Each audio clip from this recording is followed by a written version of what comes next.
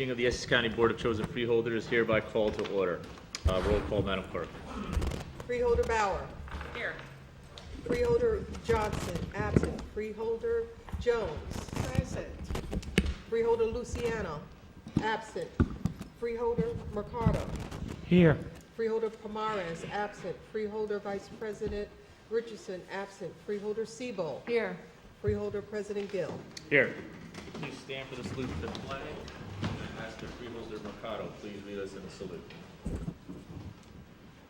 Allegiance to the flag of the United States of America and to the republic for which it stands, one nation, under God, indivisible, with liberty and justice for all.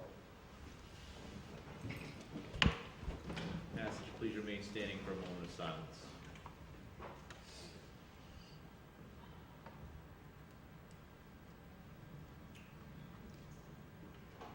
Thank you.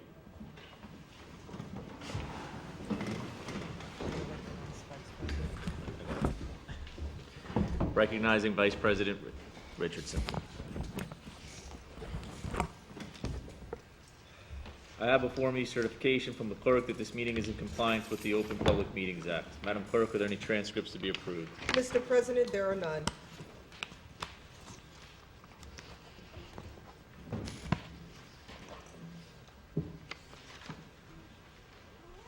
Madam Clerk, are there any topics of discussion? Mr. President, there are none. Okay, let's move to public comment session on agenda items. Tonight's meeting is a combined conference board meeting, and we will vote on every item on the agenda. So if there's any member of the public who would like to comment on any agenda item, please come to the microphone and state your name and affiliation for the record. You will have 3 minutes to speak.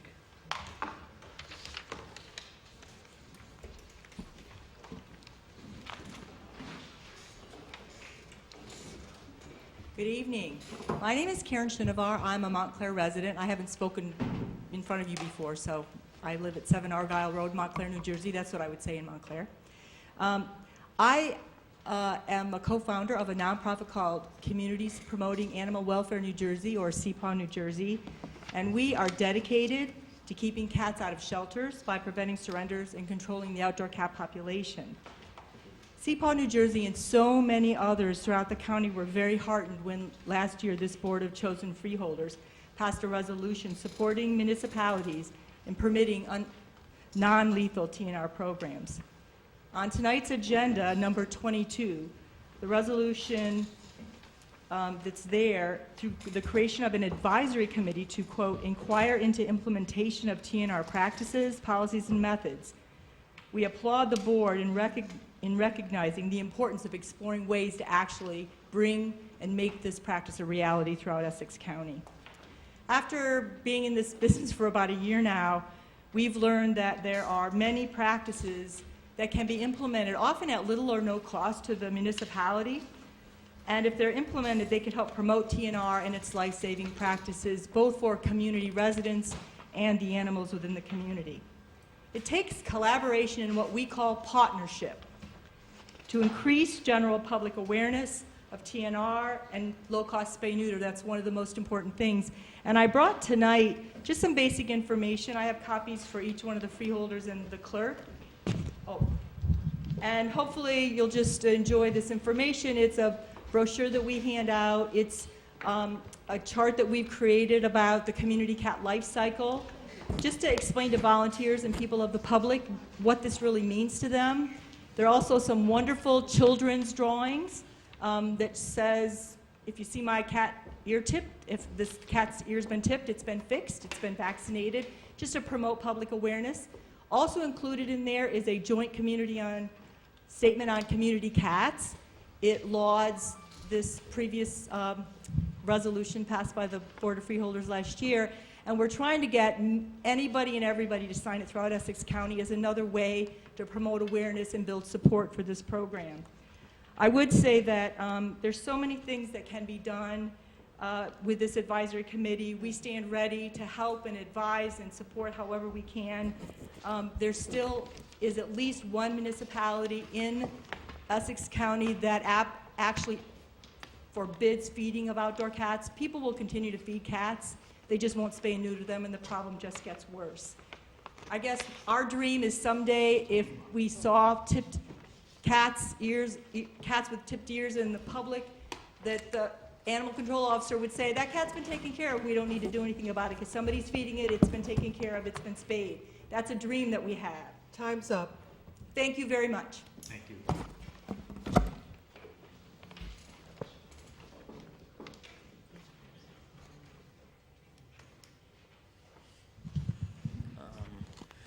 Good evening. I'm Cyrus, a member of the New Jersey Community's United Student Organizing Committee and a junior at American History High School here in the city of Newark. I lived in the West Ward of Newark, and foreclosures caused by toxic loans peddled by big banks have destroyed my community and displaced my peers. I am back here in front of you for one purpose: to demand that the Essex County divest our money from Wells Fargo. When I spoke before you previously, I reminded you that Wells Fargo is the go-to bank for gun makers and the NRA. Wells Fargo, the same bank that is notorious for displacing families from my neighborhood and others like in Essex County, financed a $28 million loan for the NRA and operated the NRA's primary account and loaned $400 million to gun makers after Sandy Hook massacre. You must divest Essex County's public money from Wells Fargo. There is no excuse for the county funds to be held in Wells Fargo. When I spoke before you previously, I talked in detail about gun crimes, about students my age, just children, who were shot in cold blood. I told you about how I was personally robbed by a young man who threatened to shoot me, my life endangered. The Board of Freeholders claims to be sympathetic to the issues of gun crime, but just recently you voted in favor of keeping our money in Wells Fargo accounts, even though Wells Fargo does business with gun manufacturers and has a relationship with the gun lobby. Why was this decision made? Wasn't it obvious that Wells Fargo was a contributing role to gun manufacturers? This is not only hypocritical, it's an example of the Board of Freeholders actively refusing to take a stand for the people of Essex County against harmful institutions like Wells Fargo. I broke it down once before. Wells Fargo partners with the industry that makes guns. Then they fund the political groups, put guns on our streets. You have a choice. You can choose to side against the people. You can choose not to use your power to divest our public funds from banks like Wells Fargo. You can choose to 30 sit by seconds. and do nothing while the body count of gun crime victims, of students shot dead in school massacres, and in here in the streets of Newark continues to pile high, along with the Wells Fargo's annual profits. But you don't have to make that choice. You can stand with the people. You can take a stand against toxic municipal debt, foreclosure, pipelines on indigenous lands, private prisons, Time's up. student debt, and opening fake accounts in our names. You can join Maryland, Illinois, Chicago, Portland, Minneapolis, who are all cities known for foreclosures, who went against them and said, we're not going to have Wells Fargo Excuse me, control our time- funds. time And in is Newark, up. and investing public funds from Wells Fargo. Your responsible banking ordinance was a start, but it isn't enough to protect our communities. You must protect the money that comes from the labor of our families that keep Essex County running. The best way to do this is to immediately divest all our county funds from Wells Fargo. What are you waiting for? If you need more evidence of Wells Fargo destroying communities, take a tour of Newark with me. Come walk with me through the neighborhood around West High School, which has 10 abandoned houses in a row. Or Young come man, with me at night time's up. at Washington Park, where people who used to have homes in Newark are sleeping on cardboards, sometimes in the dead of winter. Come with me and see firsthand the damage done to my community by Wells Fargo. If you truly represent the people, then you must see how the people are forced to live. And when you don't use your position of power to stand with us. Until you do this, until you divest your funds from Wells Fargo, you don't represent us. And let me make it clear, The people need a response now about the divestment of our funds from Wells Fargo. For every day we go without a response, more people will suffer. And if this happens, we will flood the meetings and hold you accountable for everything dealing with Wells Fargo that happens in our community. You have the power to do what's right for the people. Use it. And I will enjoy an answer from the Board of Freeholders as of now.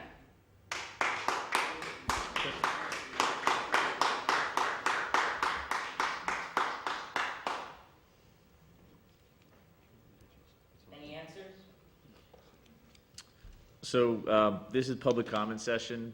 Your comments will be responded to in writing.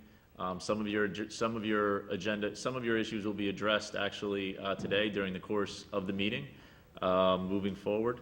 And I think that's where we are at this point in time.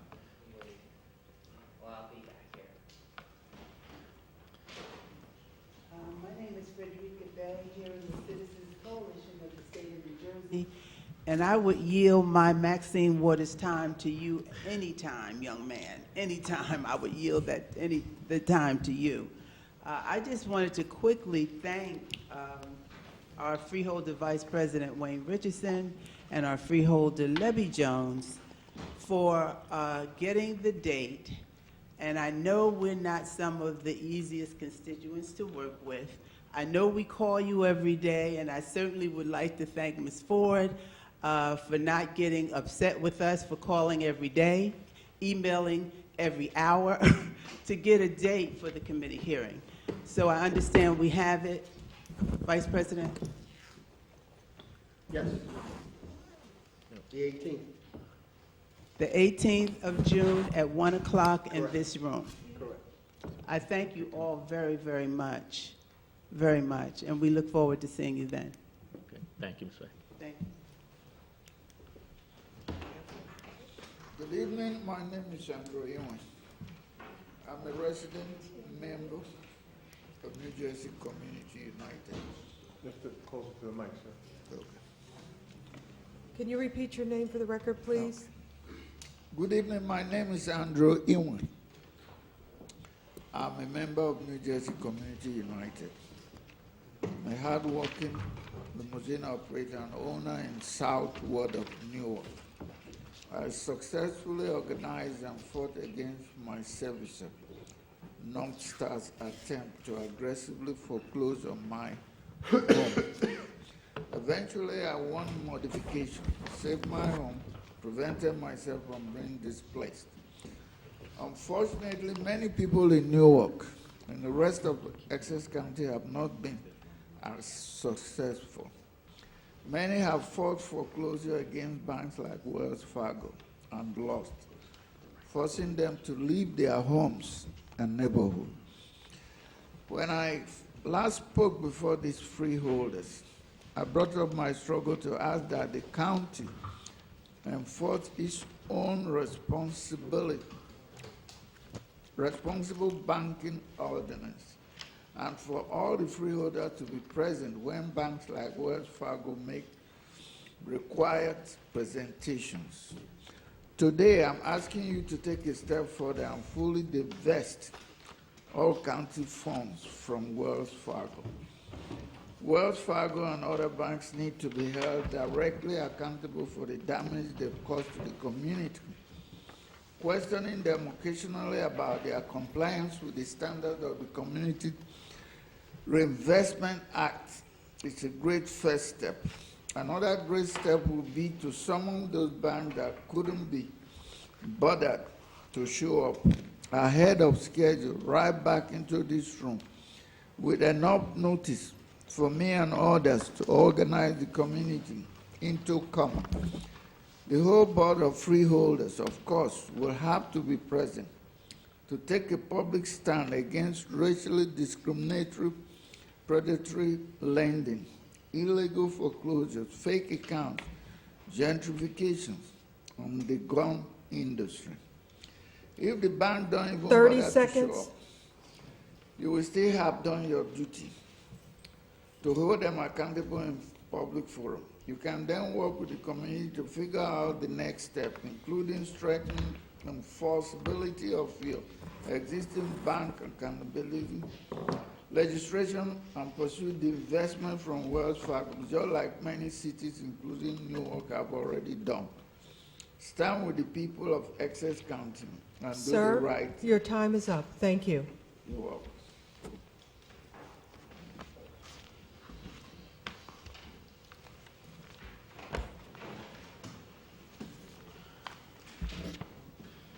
Again, we're on public session on agenda items only.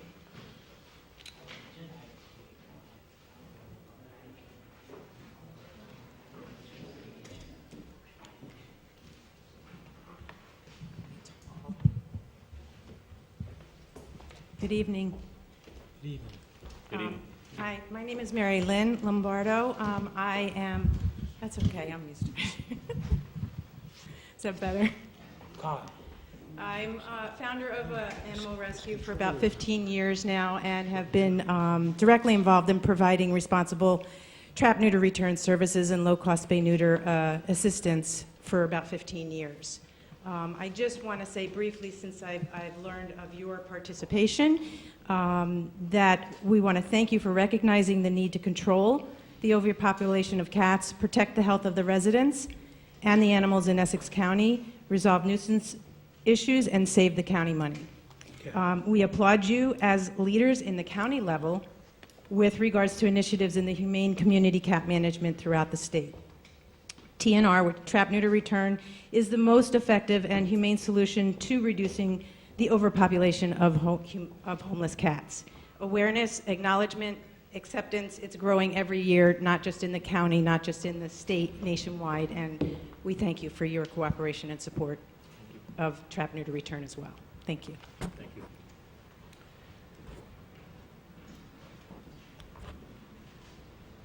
Again, tonight's meeting is a combined conference board meeting, and we will vote on every item on the agenda. So if there's any member of the public who would like to comment on any agenda item, please come to the microphone and state your name and affiliation for the record. You will have 3 minutes to speak.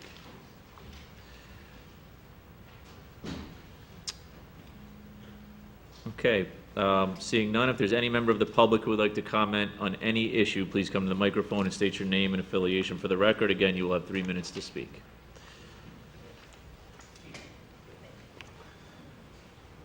Good evening, everyone. Donna Jackson, 128 Smith Street. Haven't seen you guys in a while, so it's about time for me to get back up here. How are you?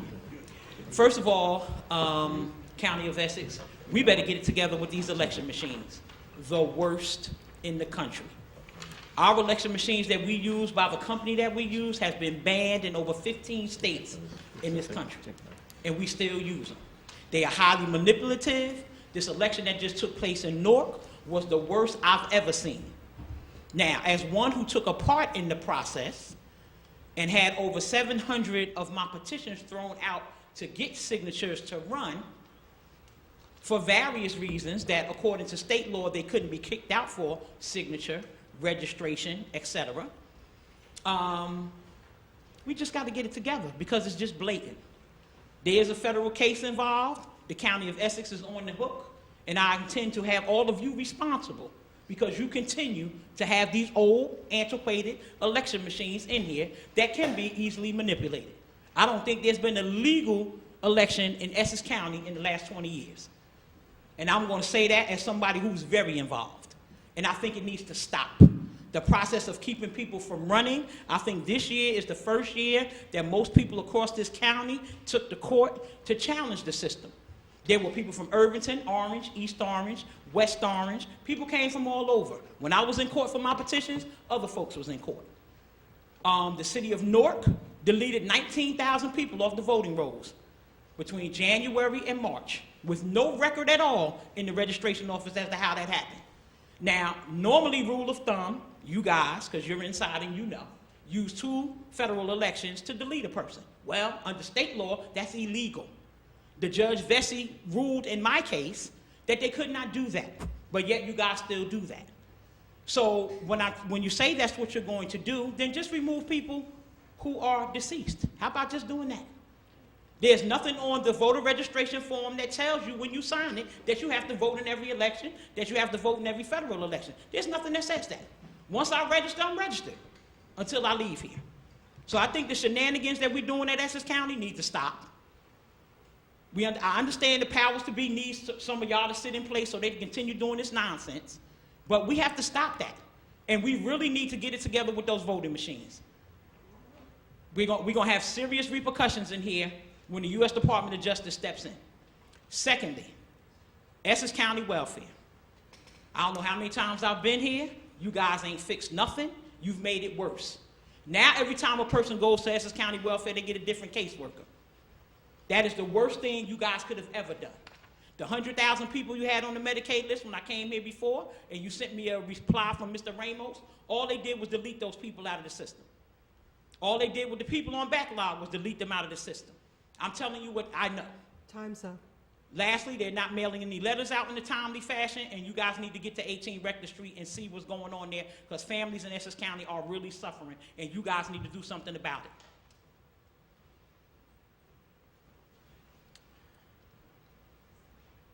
Thank you. Is there any member of the public who would like to comment on any issue? Please come to the microphone, state your name and affiliation for the record. Again, you'll have 3 minutes to speak. Thank you, Freeholder President. Good evening. My name is Greg Good. I reside at 59 Girard Place, Newark, New Jersey. I addressed this body April 25th with regard to the lack of support for the growth of non-traditional sports in Newark and the other urban districts in Essex County. I did receive a reply May 8th stating that the county would take under consideration putting in lacrosse facilities in the other parks. I'm not quite sure what that means, what the time frame is. The fact of the matter is that Eastside High School is the only public high school in Newark that has a lacrosse team. There's only one field in Newark. They can't grow players, youth players at a young age in order to make their team competitive. I hope that through the county's facilities at the Riverfront and Riverbank Park, and certainly at Weequahic Park in the South Ward and perhaps West Side Park, the body would see fit to make this investment so that kids in the South, Central, and East Wards of Newark to start could participate in a sport that provides pathways to the most competitive schools in the country. I believe I'd like to speak for you. I feel like you guys are in support of sending our children to the best, giving them the opportunities to go to the best schools in the country. My hope is that the response from this body regarding installation of lacrosse facilities at Riverfront, Weequahic Park, and Westside High School comes back with a definitive date and timeline so that organizations that are committed to growing the sport and providing opportunities for our children can plan out that year to build up support so that we can make full and adequate use of your investment. Thank you. Thank you. Thanks, Mr. Good.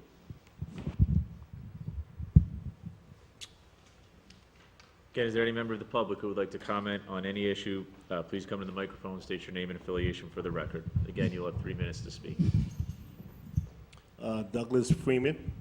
I'm speaking as the Republican Chairman of the South Ward, P.O. Box 4003, Newark, New Jersey.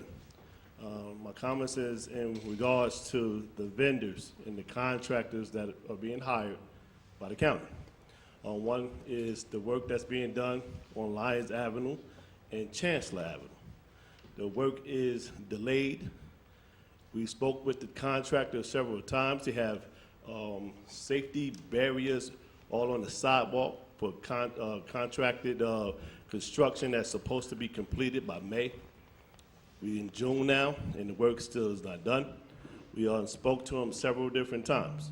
They ripped up the sidewalk, which weakened the roots of a tree, which the tree fell on top of a post worker's vehicle, and these are the things that are happening into our area. The next conversation that I would like to give to you is, how is it that PSCNG is working on Lyons Avenue, and we're not informed of when and where they're going to do closures? The hospital was closed. The ambulances had to go around for another 2 to 3 minutes. That's a life or a death. Now, in regards to Weequahic Park, we spent thousands of dollars on the Judge Booker's paddleball court. We're spending money on the tennis court. The contractor, who is the landscaper, they ride around, they cut the clippings, and they don't even clean it up. So they have destroyed the Judge Booker's paddleball court, where we had to go down there before we could do the tennis with our impressionable children that needs to understand quality. We have to clean it up with a blower and a shovel. So through you, President, we're asking you to look into this and see why is these contractors giving us subpar work. Thank you. Thank you. Vice President Richardson? Yeah, through you, Mr. President. So that particular issue, you sent me those pictures, and I did forward that information to Dan Salvante, who is the head of Parks, and he said he would be looking into it and getting back to it. I haven't heard back from him, but that issue has been addressed. I don't know anything about the contractors on Lyons Avenue, but in terms of the clippings and all of those things and leaving them on the pathways, that has been addressed directly. Thank you, Vice President. If there's any member of the public who'd like to comment on any issue, please come to the microphone and state your name and affiliation for the record. Again, you'll have 3 minutes to speak.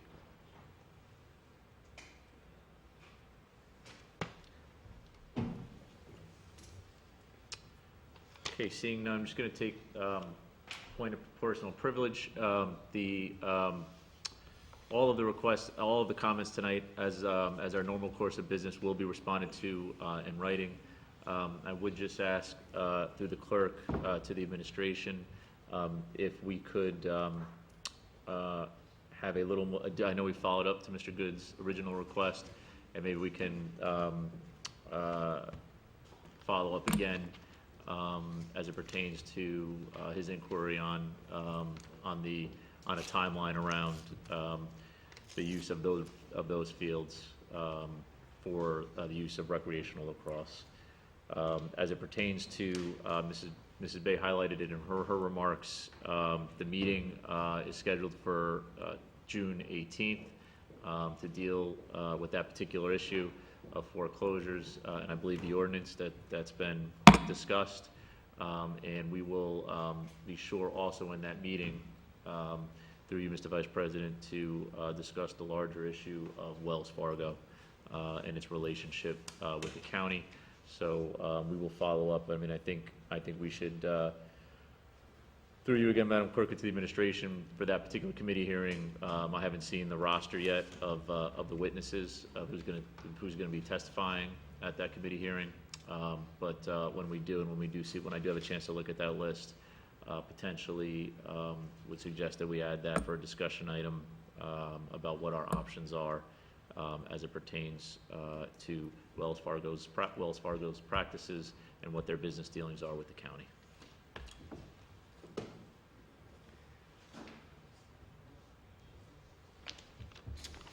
Madam Clerk, let the record reflect that there is no one wishing to speak at this time. Madam Clerk, do we have an ordinance or resolution for introduction and first reading? Mr. President, we have none. Madam Clerk, do we have any ordinances or resolutions for listing purposes only? Mr. President, we have none. Madam Clerk, do we have any ordinance resolutions on second reading and public hearing tonight? Mr. President, we have none. Okay, Madam Clerk, let's move to resolution number 1. Resolution 1, Department of Administration and Finance, Office of Accounts and Controls, Professional Services Agreement for various accounting services, New Jersey Governmental Services, amount not to exceed $95,000. Okay, thank you, Madam Clerk. Mr. Jackson, can you please explain the resolution? Good evening, Mr. President and members of the board. As you know, we are going through a fairly large upgrade of our systems, our finance, our payroll and HR systems, and we needed some help to get that done, so we went out for some RFQs to get some additional help. We got 21 potential vendors, looked at it, one response from them. It's a WBE from West Orange, a new company, New Jersey Governmental Services, at a cost of $100 per hour.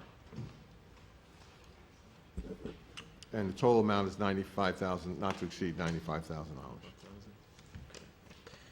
Mr. Parlavecchio, do you have any questions? No, just that this is a one-year contract. This is the one proposer who actually did submit a response. Through you, Mr. President, that's correct. Mr. McInerney? No questions, Mr. President. Freeholders, do you have any questions or comments?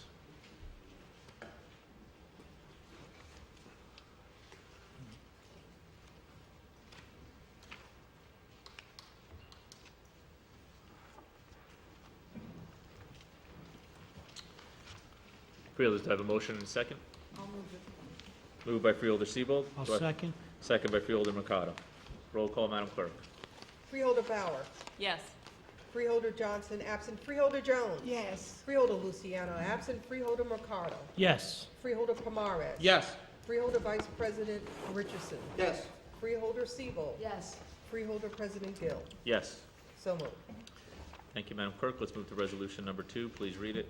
Resolution 2, Department of Administration and Finance, Office of Account and Controls, Professional Services Agreement for various audits and ancillary services for 2018, Samuel Klein and Company, $482,300. Mr. Jackson, can you please explain the resolution? Mr. President, Mr. Lustbader is here from Samuel Klein and Company. We had one vendor respond to our request for qualifications. As you know, they're from Newark, and just as a breakdown of the cost, $348,500 is our financial statement. The single audit is $92,175. Prosecutors forfeited funds, $20,400. Sheriff's forfeited funds, $7,725. The official statement services, $8,500. Verification agent, $5,000. And so again, Mr. Lustbader is here to answer your questions.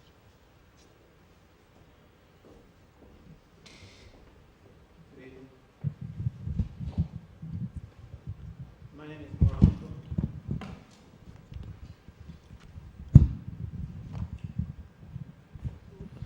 Okay. My name is Marvin Lustbader. I'm partner in charge of the Essex County audit for Samuel Klein and Company. I'm a resident of Essex County and have been for over 35 years. And I've been employed with Samuel Klein and Company for 45 years, 20 years of which I've been a partner. Samuel Klein and Company is a public accounting firm, and it's been established in 1921, and it's almost 100 years in operation in the city of Newark. We have approximately 35 employees and partners, 20 of which are Essex County residents, 30% of which are minorities. Samuel Klein and Company has also been the auditor for Hudson County and Hunterdon County. And as previously mentioned, our audit will consist of the audit of the Administration of Finance, the departments and agencies, confiscated funds for the prosecutor and sheriff, and the single audit. Thank you. Mr. Parlavecchio? I don't have any questions. Mr. McInerney? The audit fee, as listed here, is $348,500. My recollection is that fee has been the same, at least for the last dozen years, if not longer. The county's worked very well with this firm over the period of time that they have been here, which is ever since I've been here, and I would recommend that this contract be approved. Okay. Thank you, Mr. McInerney. Freeholders, Freeholder Siebold? I would agree with Mr. McInerney. As long as I can remember, Samuel Klein and Company has done work for Essex County, and they do a fantastic job for Essex Thank you. County, and I'm happy they will continue. Thank you. We appreciate it. Freeholders?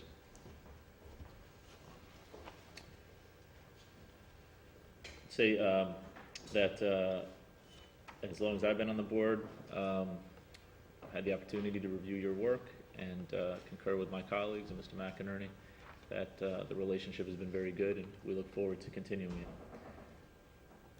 Do I have a motion and a second? I'll move it. Moved by Freeholder Siebold. Second? Second by Freeholder Mercado. Roll call, Madam Clerk. Freeholder Siebold. Yes. Freeholder Vice President Richardson. Yes. Freeholder Pomares. Yes. Freeholder Mercado. Yes. Freeholder Luciano, absent. Freeholder Jones. Yes. Freeholder Johnson, absent. Freeholder Bauer.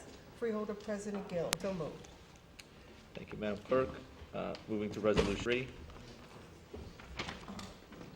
Resolution 3, Department of Administration and Finance, Office of Purchasing Contract with Maison Caterers and Frangillo Caterers for the operation of the Hall of Records and its cafeteria food concession July 1st, 2018 through June 30th, 2021, in the amount of revenue of $196,444.44. Thank you, Madam Clerk. Mr. Jackson? Mr. President, this is a revenue-generating item for the county. As Madam Clerk indicated, we received 3 responses from 30 potential vendors. This is a 3-year agreement with 2-year option. The vendors from Little Falls, it has 198 employees, 66 are from Essex County. It did complete the aspirational goal form, and they've agreed to interview and hire all existing Essex County residents who are there now, and to hire as many new residents from Essex County as they possibly can. This is driven by the fact that we really want to upgrade the cafeteria space and the services that are offered there. Frangillo, also called Mansion, has a number of our other facilities in the county, and we're excited about some of the capital improvements they want to make and some of the services they're going to provide. So we're very happy about recommending this to the board. Thank you, Mr. Jackson. Mr. Parlavecchio? Thank you. As was stated by Mr. Jackson, this is a revenue-generating concession contract, so there are guaranteed monthly, there is guaranteed monthly income to the county. Mr. Jackson, you said this is a new vendor for this particular, for the cafeteria in the building, right? Correct. And some upgrades. Are those upgrades that they would make on their dime, or is that recommendations they would make to the county to make upgrades in the building? I think we will negotiate that, Mr. Parlavecchio, in terms of some credits perhaps against some of their revenue sharing with us. So I think it'll be, there's a little bit more negotiation to go in that regard, but some much needed capital improvements are going to be made, and I would think they're willing to finance those, but we may need to do a little bit of horse trading on how that gets ultimately paid for. Okay, thank you. Mr. McInerney? Does that in any way impact the specifications of the contract, that hasn't been resolved at this point in time? We don't think so. You know, I can ask Ms. Gassion, but I don't believe so.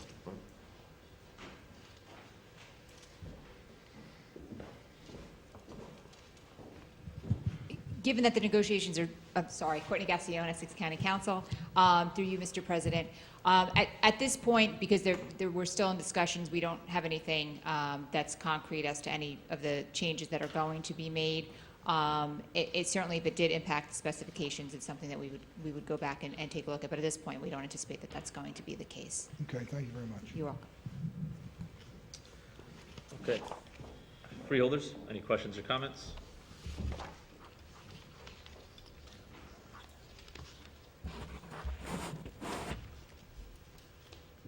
To the administration, who currently provides the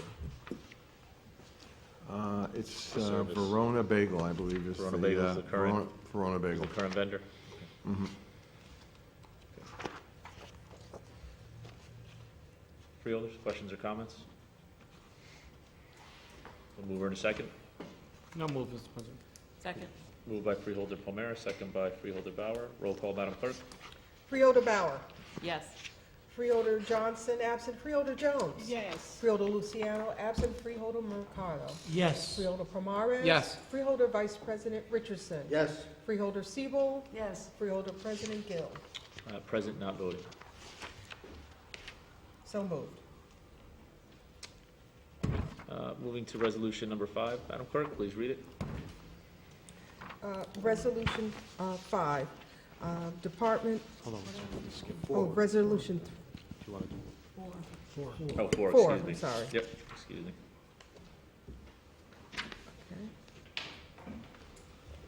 Resolution 4, Department of Health and Rehabilitation, Division of Hospital Center, 2-year affiliation agreement with Rutgers, the State University of New Jersey, on behalf of its Biomedical and Health Services, Health Science School of Health Professionals.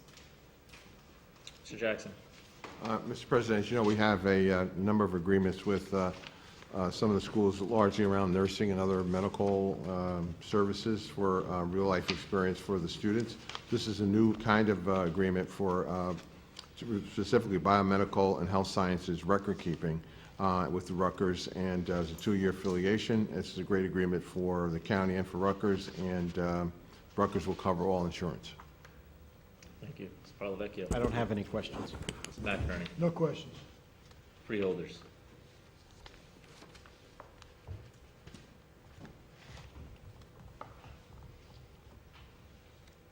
Freeholders, questions or comments? Do I have a mover and a second? Second. Moved by Freeholder. Moved by Freeholder Seabold. Second by Freeholder Jones. Roll call, Madam Clerk. Freeholder Siebel. Yes. Freeholder Vice President Richardson. Yes. Freeholder Pomares. Yes. Freeholder Mercado. Yes. Freeholder Luciano, absent. Freeholder Jones. Yes. Freeholder Johnson, absent. Freeholder Bauer. Yes. Freeholder President Gill. Yes. So moved. Thank you, Madam Clerk. Moving to resolution number 5. Resolution 5, Office of the Sheriff Contract Award Jamal Chevrolet to provide 4 Chevrolet Model 35 Express RWD cargo vans under the state contract number 1 NJCP 88213, amount not to exceed $104,469.84. Thank you, Madam Clerk. Mr. Jackson. Mr. President, the sheriff needs to replace 4 vans, and actually number 5 and number 6 go together. The first one, number 5, is the basic van itself, approximately $26,000 each, including some options. This is being paid for out of operating funds, and these are cargo vans for prisoner transport.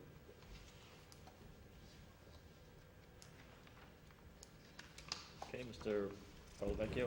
Mr. Jackson, since they're replacement vehicles, will the old ones be auctioned, or are they beyond any usable life? They'll be auctioned. Thank you. Mr. McInerney. No questions. Freeholders.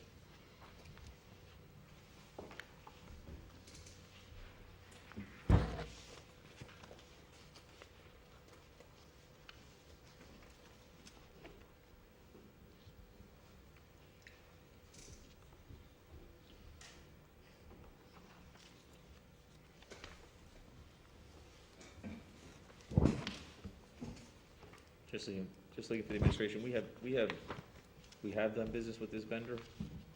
We have, Mr. President, back in 2012. Okay. This is state contract. State contract. It's a state contract. That's right. Oh, here it is. It says we can do this. Freeholders? Questions or comments? Do I have a mover and a second? So moved. Second. Moved by Freeholder Mercado, second by Freeholder Pomares. Roll call, Madam Clerk. Freeholder Bauer. Yes. Freeholder Johnson, absent. Freeholder Jones. Yes. Freeholder Luciano, absent. Freeholder Mercado. Yes. Freeholder Pomares. Yes. Freeholder Vice President Richardson. Yes. Freeholder Siebel. Yes. Freeholder President Gill. Yes. So moved. Thank you, Madam Clerk. Moving to resolution number 6. Resolution 6, the Office of the Sheriff Contract Award to Emergency Accessories Installations, DBA Chas S. Winter, and Municipal Equipment Enterprises to provide various vehicle options needed for 4 Chevrolet Model 3500 Express RWD cargo vans under the state contract number 1 NJCP 88332 and number 1 NJCP 88336. Aggregate amount not to exceed $86,305.27. Mr. Jackson, that will definitely need a translation. Mr. President, this is simply outfitting those vans that you just voted for with the necessary equipment, partitions, lights, sirens, et cetera. It's 2 portions. One, the emergency services piece is $39,223.44. The municipal equipment enterprises piece is $47,081.83 for a total of the $86,305.27. Thank you. Mr. Palavecchio? I don't have any questions. Mr. McInerney? No questions. Freeholders?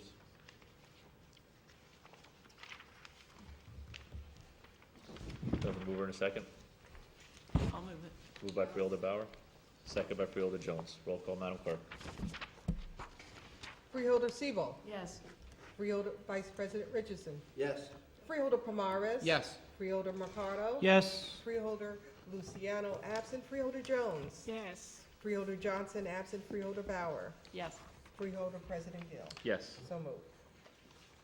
Thank you, Madam Clerk. Moving to resolution number 7. Resolution 7, 2018, County Budget, insertion of items of revenue from the Office of Attorney General, Division of Highway Traffic Safety for fiscal year 2018, pedestrian safety grant, Office of the Sheriff, $50,000. Thank you, Madam Clerk. Mr. Jackson? Mr. President, this is a budget insertion in the amount of $50,000. Pedestrian safety enforcement exercise about 8 intersections around the county that were conducted in March, and looking to reduce pedestrian and other accidents. This is a supplemental funding and it's a reimbursement. Okay. Thank you, Mr. Jackson. Mr. Palavecchio? No questions. Mr. McInerney? This is just an insertion of the grant, then? Correct. Okay. I'm sorry, Mr. McInerney, I couldn't. Oh, it's just confirming it's an assertion of just an assertion of a grant, which is on both sides of both sides of our budget as a revenue and appropriation. We just wanted to confirm that. Thank you, Mr. McInerney. Freeholders? Freeholder Bauer? Yeah, I have a question. Do we know what the sheriff uses this for particularly? Yes, we can actually give you, again, it's about 8 intersections that were looked at throughout from March 20th to the 29th. Scotland and Frankfurt and Orange, Martin Luther King and New in Newark, Van Buren and New York Avenue in Newark, Ferry Street and Congress in Newark, Washington Street and Bleecker Street in Newark, Center and Park in Nutley, Orange and Myrtle in Newark, and Sussex and Third in Newark. And on those, they have officers there, they have decoys, they have spotters, and there's usually 6 officers and 1 supervisor at each of those enforcement actions. Thank you.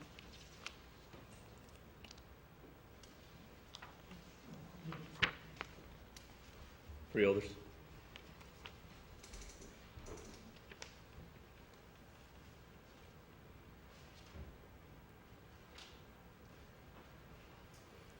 Mover or second?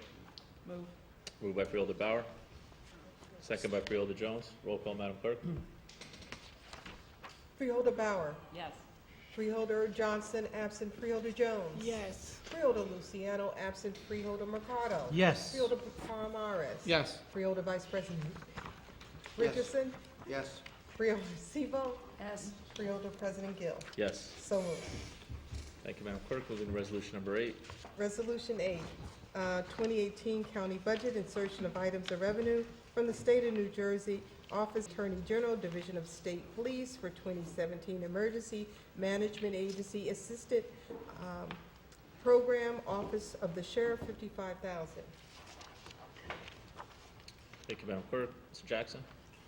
Mr. President, this is another budget insertion, again, in the amount of $55,000. This is for supplemental help with emergency management to help to enhance the ability to prevent, respond, and recover from acts of terrorism, natural disasters, and other catastrophic events. There's an in-kind match from salaries and wages from the county OEM office, and these dollars are distributed to specified municipalities, those being Belleville, Bloomfield, Caldwell, East Orange, Fairfield, Livingston, Milburn, Newark, Nutley, South Orange, and West Orange, based on the formula of state OEM. Mr. Jackson. Mr. Palavecchio? No questions. Mr. McInerney? Yeah, how does this work again? It's $55,000 coming in as a grant, and it's somehow allocated to the towns, municipalities? Correct.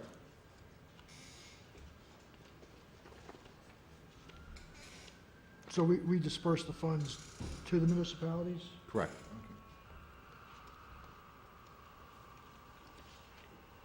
All right, thank you. Freeholders, Mr. President.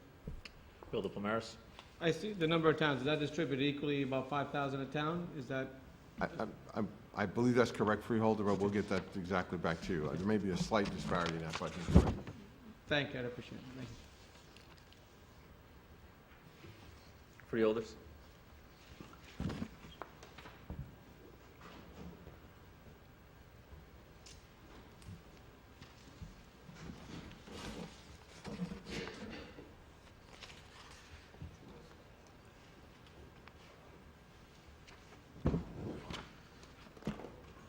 Just in the resolution, it notices that there's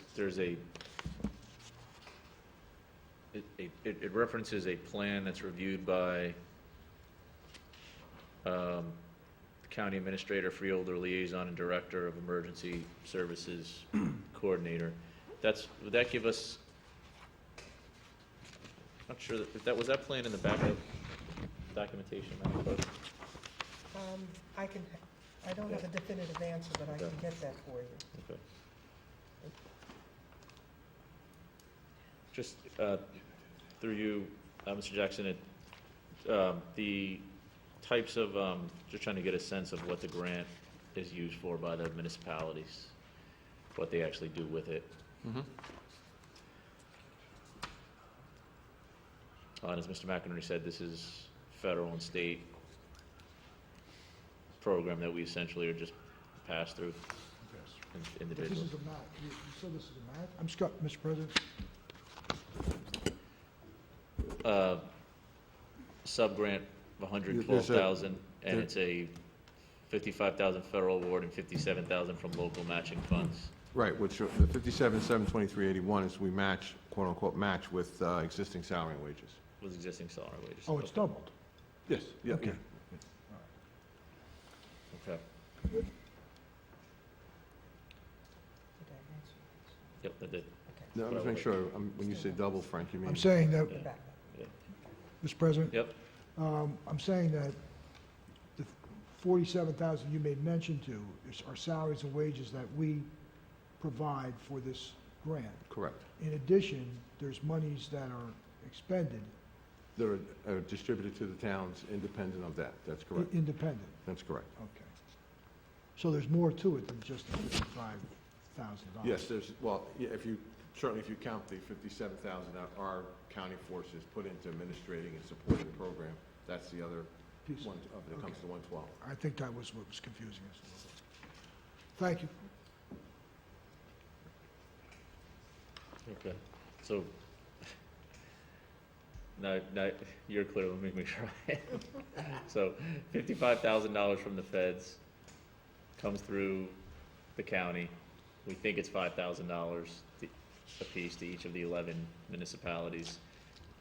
And then it is another $57,000 match in salaries and wages. Correct. Okay, from our side. Correct, Mr. President. Okay. Additional questions or comments? Mover or second? I'll move it. Moved by Freeholder Siebel. Second. Second by Freeholder Mercado. Roll call, Madam Clerk. Okay. Freeholder Siebel. Yes. Freeholder Vice President Richardson. Yes. Freeholder Palmaris. Yes. Freeholder Mercado. Yes. Freeholder Bauer. Yes. Freeholder Johnson, absent. Freeholder Jones. Yes. Freeholder Luciano, absent. Freeholder President Gill. Yes.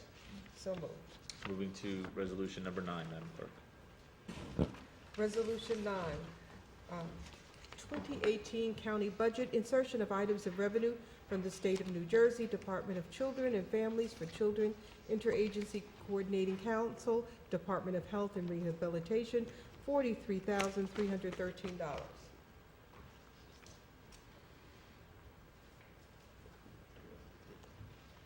Okay, Mr. Jackson.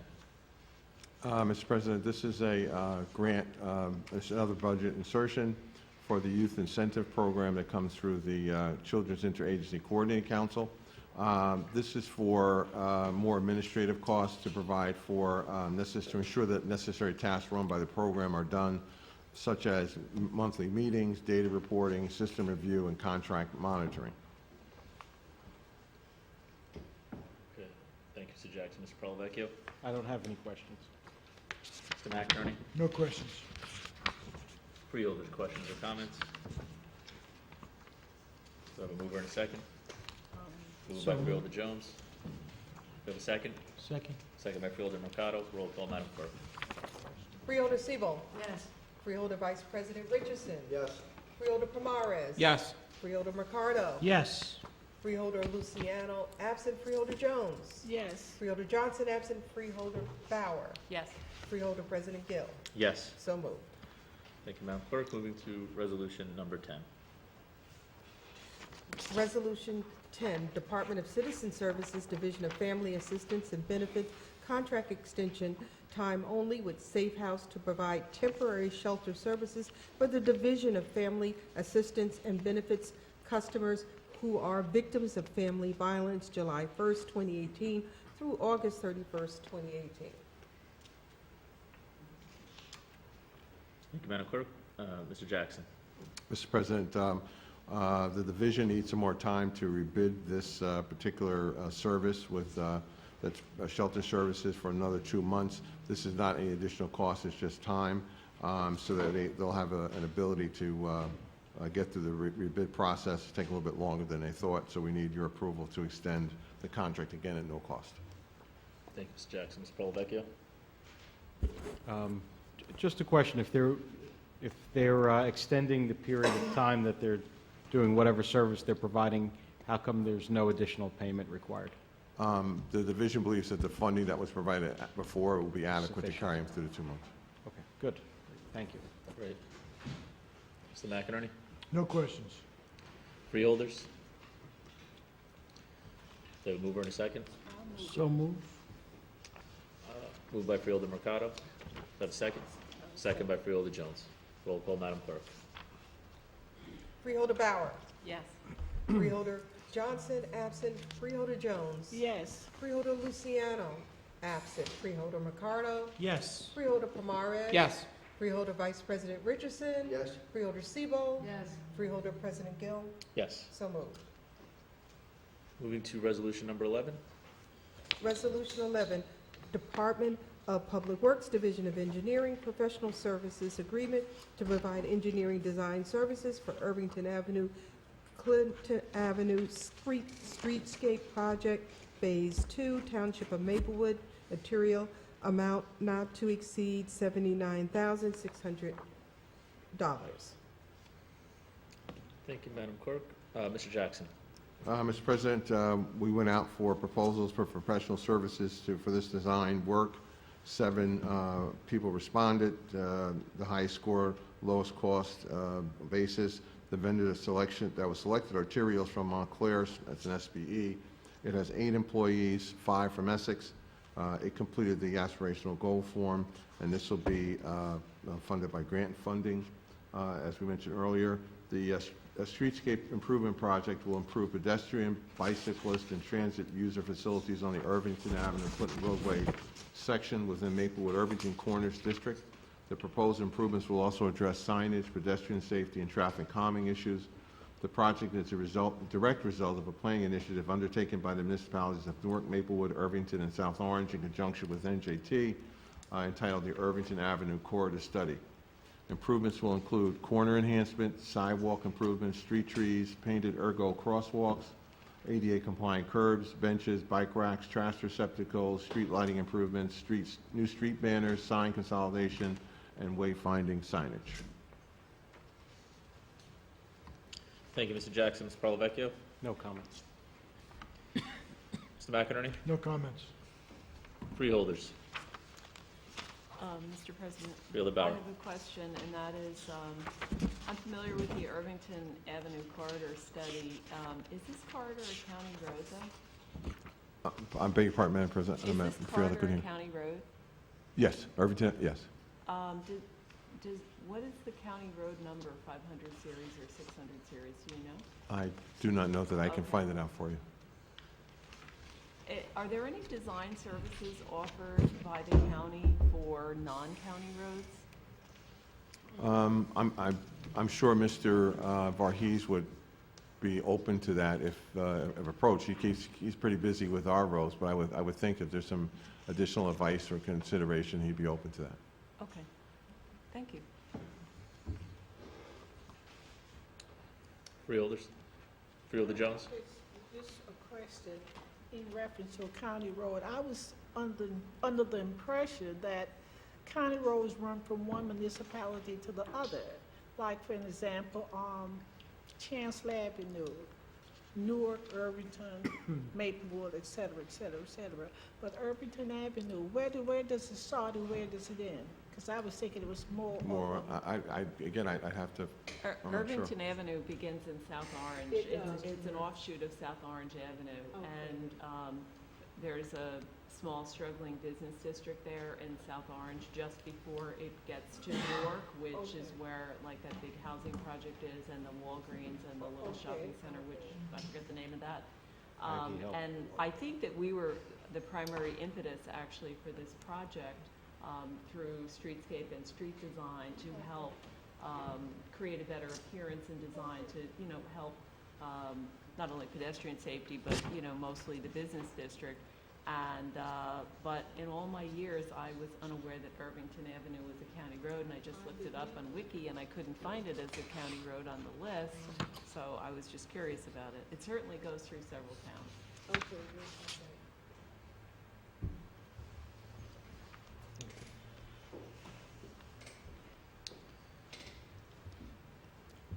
Freeholders?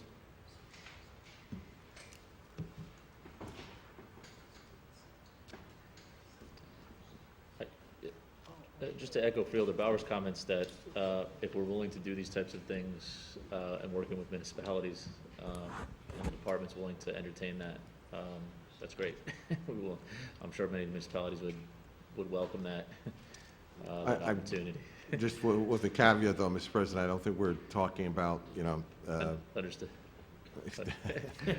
Well, he's not here, so let's. Yeah, you're not down as volunteering. Yeah, it's be an interesting staff meeting tomorrow. Yes. Leave those Okay. Pandora's boxes. Right. Freeholders, any additional questions or comments? I'll move her in a second. Move. Moved by Freeholder Bauer, second by Freeholder Jones. Roll call, Madam Clerk.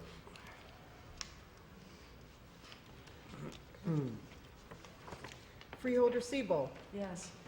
Freeholder Vice President Richardson. Yes. Freeholder Pomares. Yes. Freeholder Mercado. Yes. Freeholder Luciano, absent. Freeholder Jones. Yes. Freeholder Johnson, absent. Freeholder Bauer. Yes. Freeholder President Gill. Yes. So moved. Thank you, Madam Clerk. Moving to resolution number 12. Resolution 12, Department of Public Works Division of Engineering Traffic Signal Installation Agreement with Squiretown Properties, intersection of Eisenhower Parkway and Briggs Place, Township of Irvington. Mr. Jackson. Mr. President, this is a plan approved by the county and the state. We're requesting approval of this agreement between the county and Squiretown Properties LLC, whereby the County of Essex agrees to the installation of a traffic signal and roadway improvements on Eisenhower Parkway at its intersection with Briggs Place in the Township of Livingston. Squiretown Properties agrees to fund all engineering and construction costs, as well as contribute $7,500 a year towards operating and maintenance costs of the traffic signal, increasing at a rate of 5% per year. This project is completed and ready to go. Thank you, Mr. Jackson. Mr. Bellavecchio? No comments, just that it looks like the developer, pursuant to some agreement, has agreed to pay for this, to fund this, which is obviously benefits their project, but certainly benefits the community as well. Thank you. Mr. McInerney? No questions. Freeholders? Freeholder Siebold? The light is in effect right now, and it's doing an excellent job. There really is very needed at that particular place, and it's really working well. Excellent. Freeholders, additional questions or comments? Do I have a mover? I'll move it. Moved by Freeholder Seabold. A second? Second, Mr. President. Second by Freeholder Palmaris. Roll call, Madam Clerk. Freeholder Bauer. Yes. Freeholder Johnson, absent. Freeholder Jones. Yes. Freeholder Luciano, absent. Freeholder Mercado. Yes. Freeholder Palmares. Yes. Freeholder Vice President Richardson. Yes. Freeholder Seabold. Yes. Freeholder President Gill. Yes. So moved. Thank you, Madam Clerk. Moving to resolution number 13. Resolution 13, Department of Parks, Recreation, and Cultural Affairs, contract award to Salih Altuntas, a sole responsive and responsible revenue-generating bidder to provide mobile ice cream truck for Branch Brook and Brookdale Parks, revenue $22,950.30. Thank you, Madam Clerk. Mr. Jackson. Mr. President, we do have one vendor who would like to do this work for us at, again, Brookdale and Branch Brook and Brookdale Parks. Roughly the same amount for each of the parks. The vendor is from Bloomfield, and it's the same vendor as last year. Mr. Parlavecchio. No questions. Mr. McInerney. No questions. Freeholders.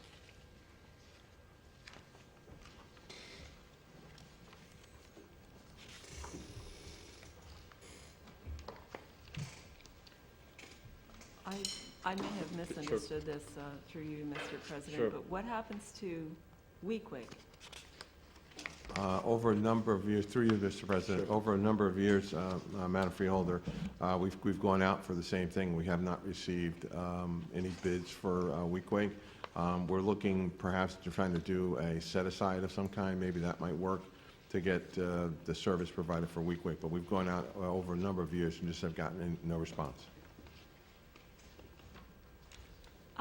And I know this is just, I don't know, I'm not going to be able to say I'm new too much longer. I wonder. So when I was a kid, we paid for the ice cream at the ice cream truck. What service or product are we buying here exactly? They're essentially paying us for the privilege of selling ice cream in the parks. Ah, okay, I got it. So it's like a license or a permit. Correct. I got it. Well, I think we should start our own small business to serve Weequahic Park and get some 18-year-olds some summer jobs. Madam Freeholder, I think I can find a truck. There you go. Maybe. Through you, Mr. Jackson, does this contract prohibit other vendors from other trucks from riding through the parks and just? It is essentially for a monopoly, yes. It is a monopoly. Okay. It's marginally enforced, but yes.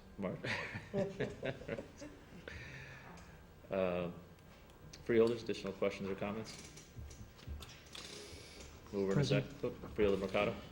Just on one last question. In Branchbrook Park, do they just go from location to location within the park and just sell ice cream at whichever one of those locations? That's correct, Freeholder. And there's no one other can enter that and sell ice cream other than that particular vendor? That's the idea, yes, sir. Thank you.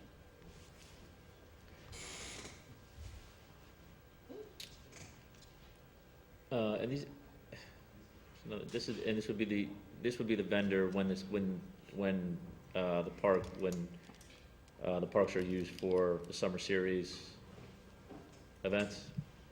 And there may be situations, Mr. President, where additional Right. food trucks or something could be brought in, but I believe there's a consideration for the, and Mr. Zates can probably address this better than I, but I believe that sometimes we do bring in other vendors for special events like that. Yeah, Joshua Zates, Essex County Parks. Just a point of clarification. The vendor for Brookdale and Branch Brook is allowed to sell ice cream whenever they please, except for when the summer concert series takes place. There's a separate concessionaire who handles that. For for ice cream or for other? For whatever food items they would like to sell. Why do we do it that way?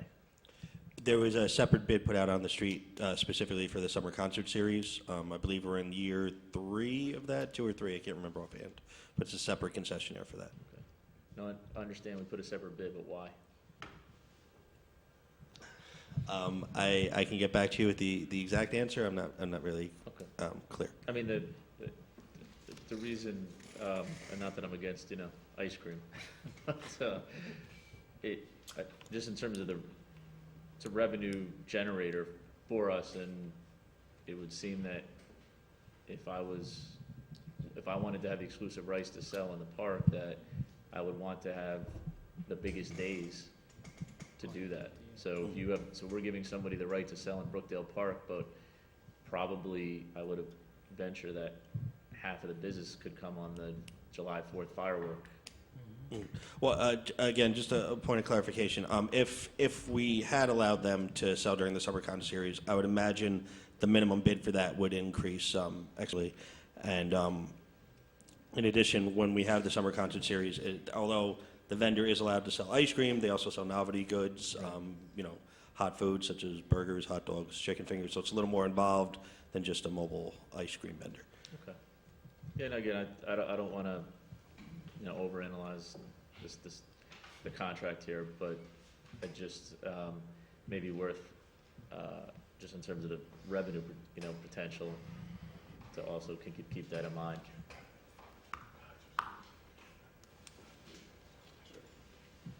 Joshua Zates, County Parks. And just some more clarification, the vendor who sells during the concert series is also giving revenue to the county. Okay.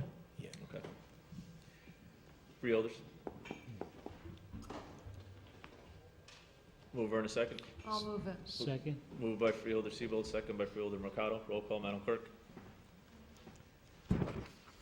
Freeholder Seabold. Yes. Freeholder Vice President Richardson. Yes. Freeholder Pomares. Yes. Freeholder Mercado. Yes. Freeholder Luciano absent. Freeholder Jones. Yes. Freeholder Johnson absent. Freeholder Bauer. Yes. Freeholder President Gill. Yes. So moved. Thank you, Madam Clerk. Moving to Resolution 14.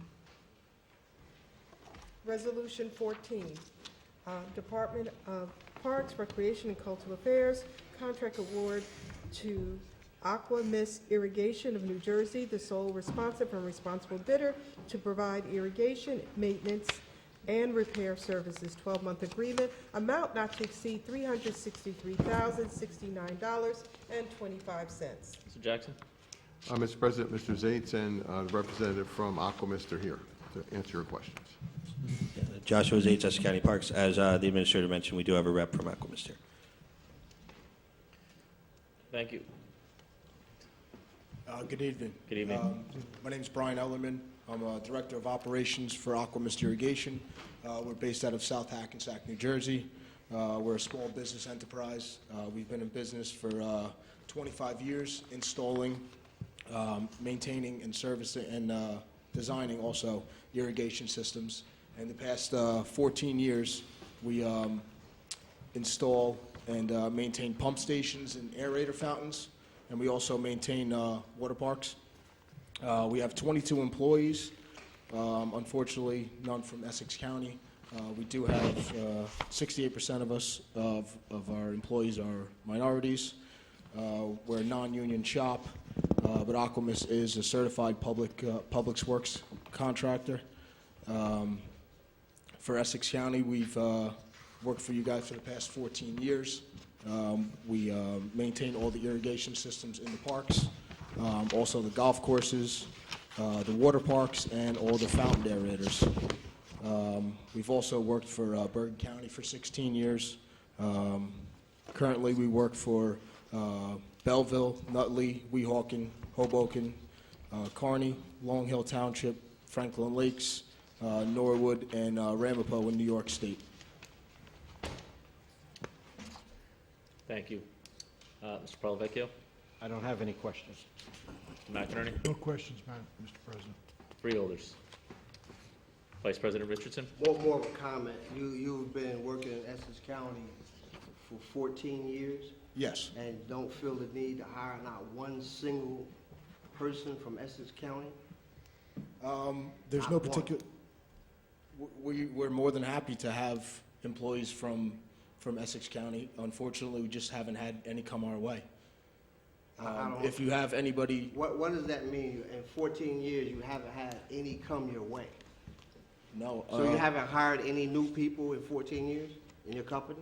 Yes, unfortunately, we have hired. But you didn't reach out to Essex County to find out if they had any residents? Where did you look? You didn't look anywhere in Essex County? I don't have an answer for that. I mean, if you have anybody in Essex County that is looking for work, we're more than willing and happy to have them contact us, give us a resume, and send them our way, please.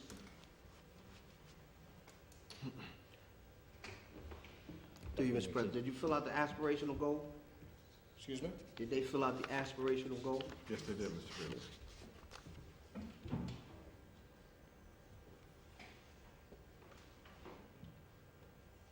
Freeholders?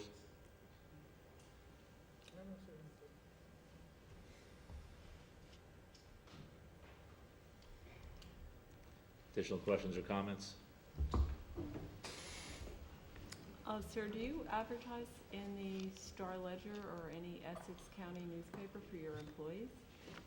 I don't believe so, but I could look into that and get back to you. I don't believe so, though. I think that would be a good idea.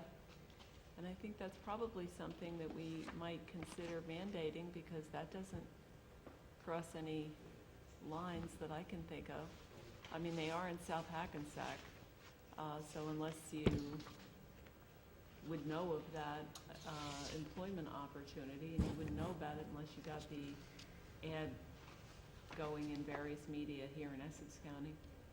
Okay, yes, we'll look into that.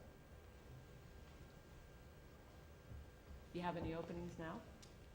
Aquamis is always hiring, to be honest with you. Okay. We've hired probably 8 employees beginning of the season, and some of them, actually, we had a gentleman from Elizabeth that was working with us for 2 months, and he received another job opportunity, and it was a little closer to his home, and he parted ways with us. Okay. So when you say you'll look into it, you're going to go back to whoever is hiring in your company, because looking into it is really easy, placing a classified ad or, I mean, there's various online forums now to hire people. Yes, I mean, if you have something to give to me, then I could, Well, place something for Essex County. We don't give to you. You have the job description. All I'm telling you is it's very simple to call the Ledger, for instance, the paper of record, certainly in this county, if not the state, and place a classified ad so you can have some employees, would-be employees, come your way. Absolutely, we'd be more than happy. Okay, good. We look forward to a different answer if you're lucky enough next year to be in the same position. Okay. Through you, Mr. President. Are there special credentials or specific specialized training to work for your company? We would prefer some experience, but we do hire people without experience, and as long as they're willing to learn, we're willing to teach. Freeholder Jones? I'm just, Alex, well, first of all, what I'm thinking about, in the work-study program or job program that we have for the county, wouldn't that be a good connection in terms of reaching out to, training them, and they're looking for jobs, so that would be a good resource through the county to reach out for Essex County residents to fill some of those vacancies, since you're in Essex County. Freeholder, I'll have Mr. Paraki reach out to Mr. Elliman. Okay. Yeah, sure.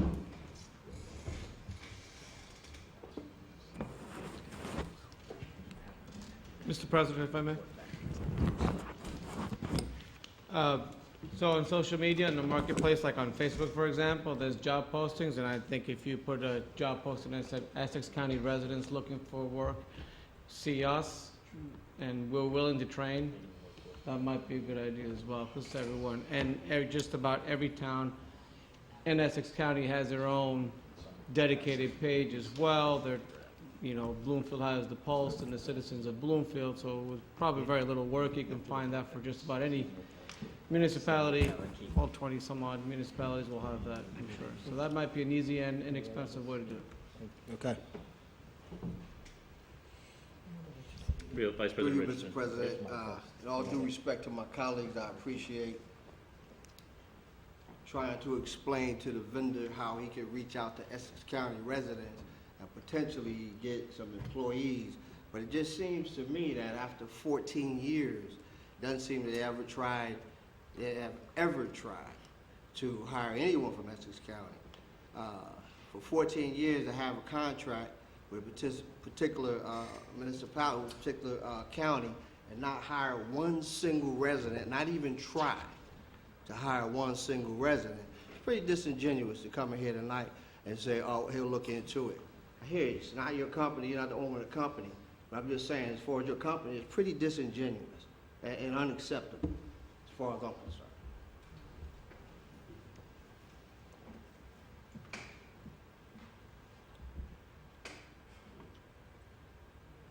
Freeholders? Additional questions or comments?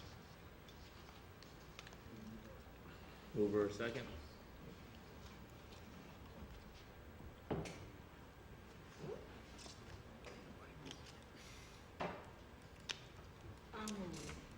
Moved by Freeholder Jones. Do I have a second?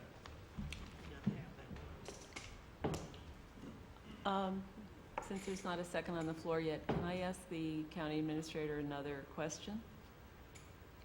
And that is, there were 2 responses received, but this is the one that was determined to be the most responsive, I'll just say. Do you have any information available with you as to the other one and whether the other one filled out the form and had Essex County employees? If I can just interrupt, it's not just the response, it was a low bid. So it was, I'm Well, reading this. that's what I meant by most responsive. Yeah, so I think once they got to the low number, I don't know if they went into the other bidders, the other bid that was submitted. I see.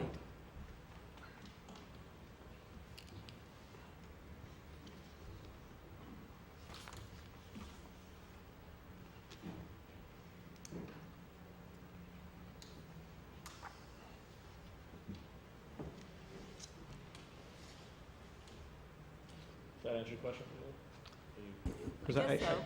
Because what I understand happens with the document you're referring to, once a bidder or responder is selected, then that information is provided as part of the contract document. So that step wouldn't have been reached with a bidder the unsuccessful bidder, for lack of a better word.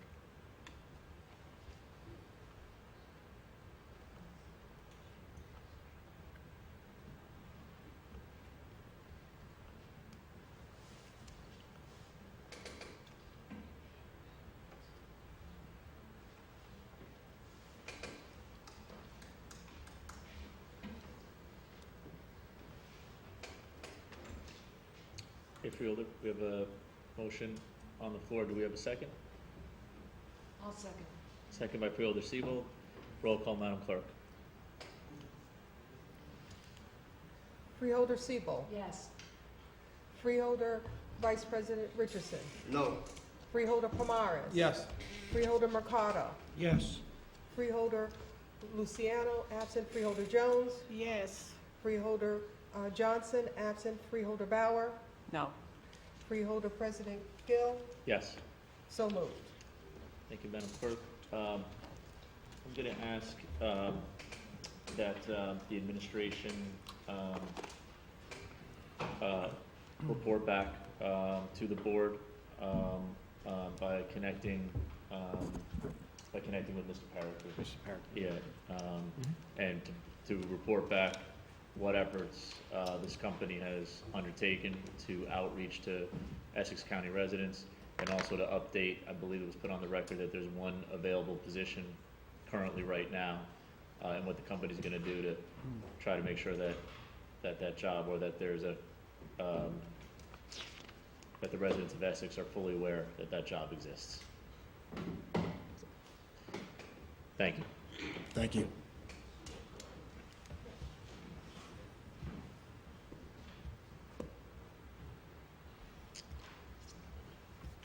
Okay, Madam Clerk, moving to resolution number 15. Resolution number 15, Department of Parks, Recreation, and Cultural Affairs contract award to Aramac Sports and Entertainment Services to provide the Verona Boathouse and Food Services concession at Verona Park, 3-year agreement, revenue amount not to exceed $111,000 plus 4% revenue, over $140,000 in gross sales each year. Mr. Jackson? Joshua Zates, Essex County Parks. This is for the food concession over at the Verona Boathouse. It is currently operated by Aramark, and they were that is who were recommended for this this next contract. They operate the food concession as well as the paddle boats over there. Okay. Freeholders?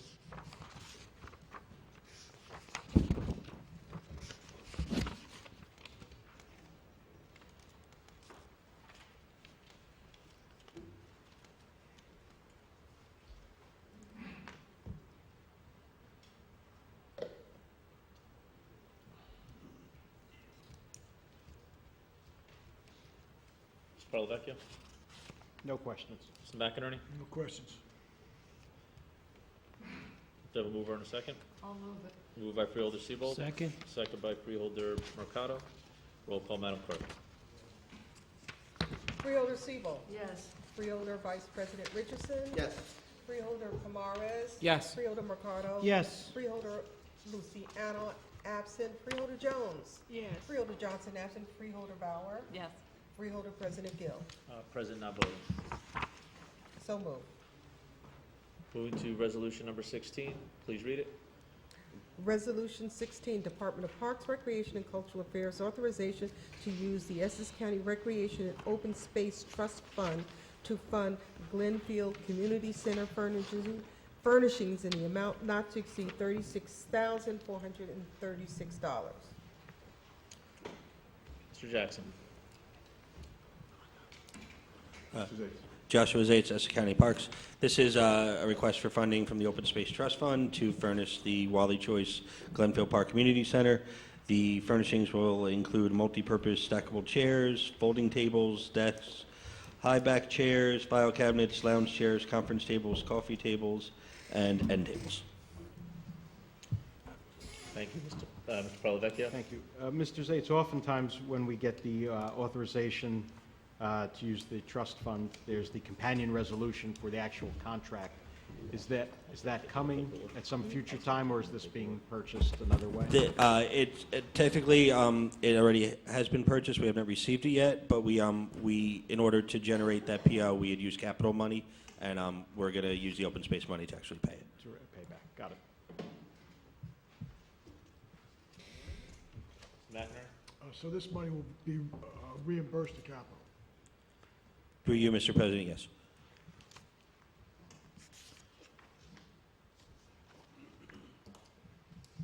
Additional questions, Mr. McInerney? No, that's it. Thank you, Mr. President. Freeholder Seabold. Thank you. On May 16th, the Open Space Trust Fund Advisory Board met and discussed this issue and was agreed.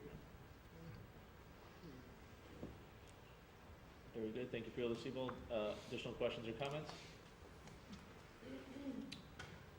We have a mover. I'll move it. Moved by Freeholder Seabold. Second. Second by Freeholder Mercado. Roll call, Madam Clerk. Freeholder Bauer. Yes. Freeholder Johnson absent. Freeholder Jones. Yes. Freeholder Luciano absent. Freeholder Mercado. Yes. Freeholder Pomares. Yes. Freeholder Vice President Richardson. Yes. Freeholder Seabold. Yes. Freeholder President Gill. Yes. So moved. Thank you, Madam Clerk. Moving to resolution number 17.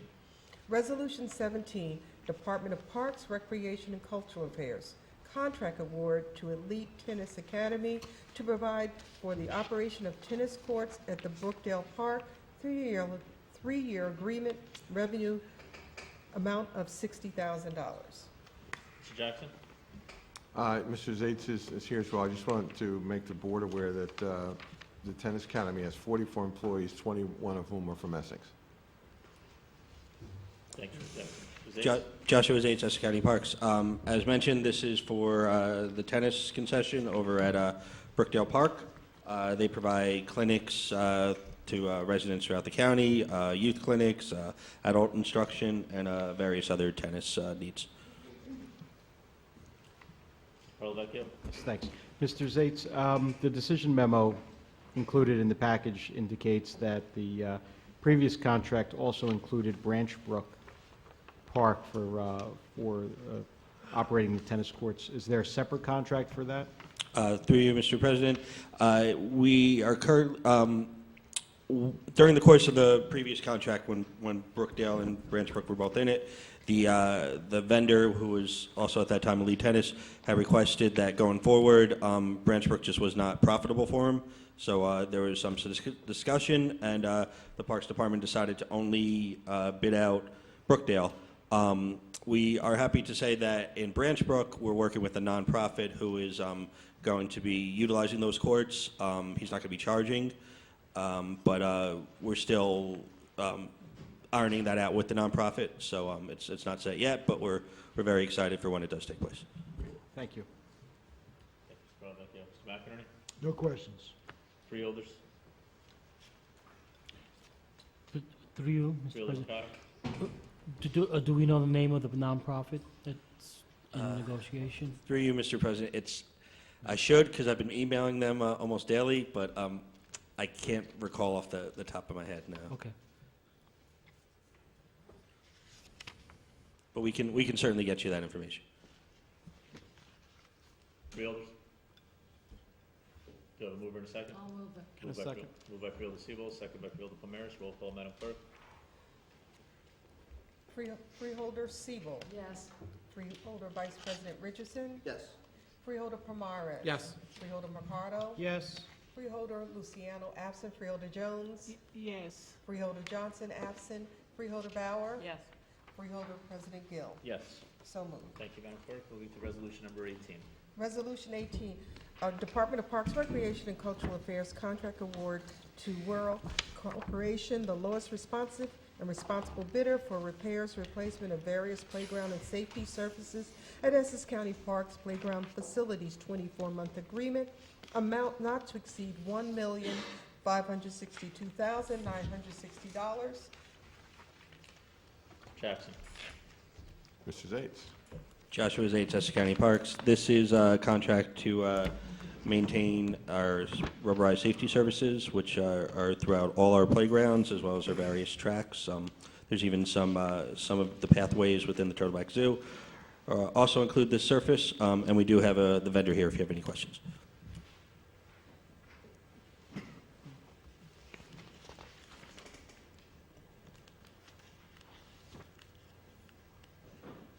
Good evening, Mr. Freeholders. Jim Davis, Vice President, World Construction. We're located in Port Monmouth, New Jersey. We have 25 employees on staff, which includes 25% women, 41% white male, and 34% minority.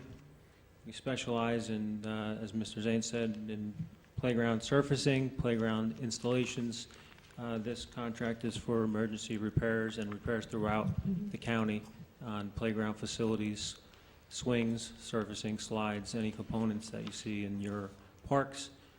We typically get a request for a quote or an emergency depending upon the location and the extremity of the damage from the Parks Department. We then put forth a proposal to the county, and we a decision on if they want to move forward. Some things are rather important emergency-wise, so they call with utmost importance, especially if there's events going on at the parks or the playgrounds that they want to secure and make sure they're safe for all the children.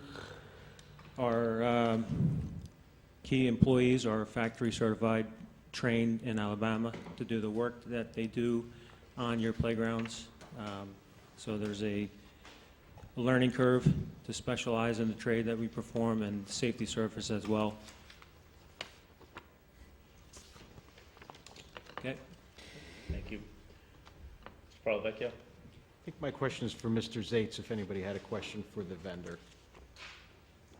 I can take Mr. Zates. Josh, is there a regular maintenance program or review program for all these various surfaces around, or is it just as there's a hole in them or something happens? Joshua Zates, Essex County Parks. Through you, Mr. President. Our maintenance staff, each park has its own, I shouldn't say each park, each cluster of parks. So you'd have like the Ironbound section, the Western Essex section has a maintenance staff that goes around and they survey the different parks. And when something that needs maintenance comes to their attention, they let the parks director know, and then he would contact the whirl if need be. I was just curious, so in my head, I'm analogizing these to turf fields, and maybe they have because of the amount of impact and activity they get, do they have a useful life before they need to be repaired, or is it just wait and see, or based on appearance? Through you, Mr. President, just as a point of clarification, this is for rubberized safety service at playgrounds. Right. Turf fields are No, separate. I understand. I'm saying okay. I'm analogizing it to turf fields that have a 10-year or 12-year lifespan to them, thinking that these also get a lot of impact, a lot of wear and tear, a lot of foot traffic, obviously. Yeah, it would certainly depend on the number of users, but as this board is aware, we have recently upgraded several of our playgrounds, so we're hoping that those will be well maintained, just because they're new for the time being, and then as we move forward, they would obviously need some repairs. Thank you. Thank you. Freeholders? Questions? Freeholders. Vice President Richardson. I have a question. You were very specific. You said there was a certain number of women. What was that number? Jim Davis, World Construction, 25% women. And 41% white men. How many black men? Excuse me? How many black men? On our staff, 2. Yeah, 2 black men. And so the rest of the minorities are who? Because you said minorities and you just lumped everybody together. But you broke down women and white men. That's why I'm asking the question the way I'm asking. Sorry. Hispanic? None from Essex. Currently, no. We have had past employees from Essex. The nature of our business is spread out. So if we're in Essex for 2 weeks or 2 days out of the year, depending on how things work out schedule-wise, we meet in Port Monmouth at 5:45 daily. So it just became too travel inhibitive and cost preventative for people to come down to Port Monmouth to meet with us to head to Cape May, for instance, if we were working in Cape May. This question to you, Mr. President, for Mr. Zates. There have been some issues in Weekway Park, at the playground, with Mitch Mack, different colored pieces of the playground flooring. So would this be the company who would be called to fix that? So they would be there to match the colors? Because right now it looks horrible.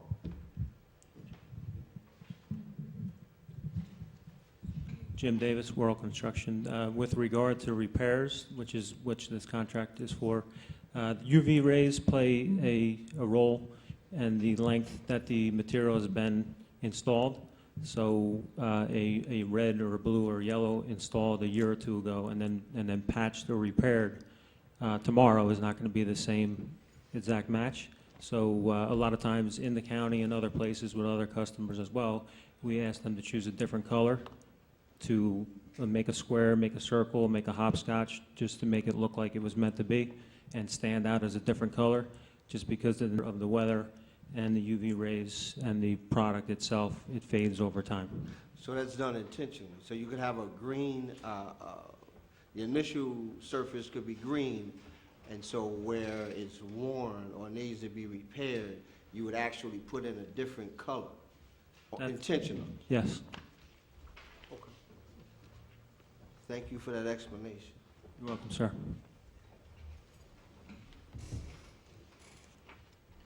Freeholders?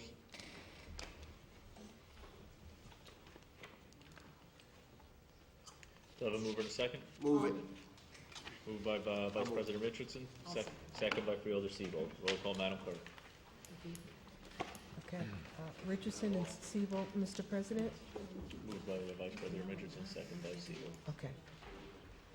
Freeholder Bauer? Yes. Freeholder Johnson, absent. Freeholder Jones? Yes. Freeholder Luciano, absent. Freeholder Mercado? Yes. Freeholder Pomares? Yes. Freeholder Vice President Richardson? Yes. Freeholder Siebel? Yes. Freeholder President Gill? Yes. So moved. Thank you, Madam Clerk. Moving to resolution number 19. Resolution 19, Department of Administration and Finance, Office of Purchasing, authorization to use competitive contracting process in order to solicit proposals from qualified vendors for their operation, management, administration of data processing services in order to solicit proposals for a point-of-sale system for Essex County facilities who may require such a system. Mr. Jackson. Mr. President, we have a number of point-of-sale operations, particularly in our parks, but we're looking into some other opportunities and other facilities for point-of-sale systems, and we're going to go out looking for your permission to go out for a competitive contracting process in order to solicit proposals.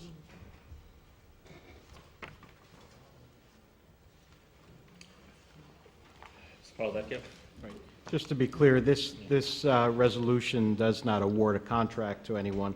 This is simply authorizing the process by which we go out for the contract.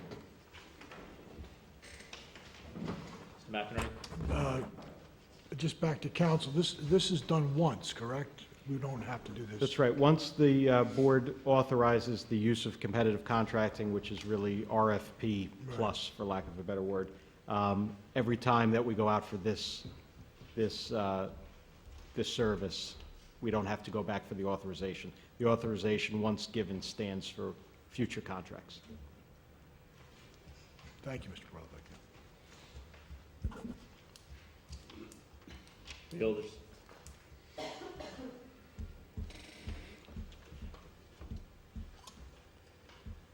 Do I have a mover and a second? So move. Second, Mr. President. Moved by Freeholder Mercado, second by Freeholder Pomares. Roll call. Freeholder Siebel? Yes. Freeholder Vice President Richardson? Yes. Freeholder Pomares? Yes. Freeholder Mercado? Yes. Freeholder Luciano, absent. Freeholder Jones? Yes. Freeholder Johnson, absent. Freeholder Bauer? Yes. Freeholder President Gill? Yes. So moved. Thank you, Madam Clerk. Moving to resolution number 20. Resolution 20, Department of Administration and Finance, Office of Purchasing, renewing the Essex County Aggregate Energy Procurement Cooperative Pricing System for the use with other local government units, and authorizing the Essex County Aggregate Energy Procurement Cooperative Pricing System to join the Passaic County Energy Regional Cooperative Pricing System.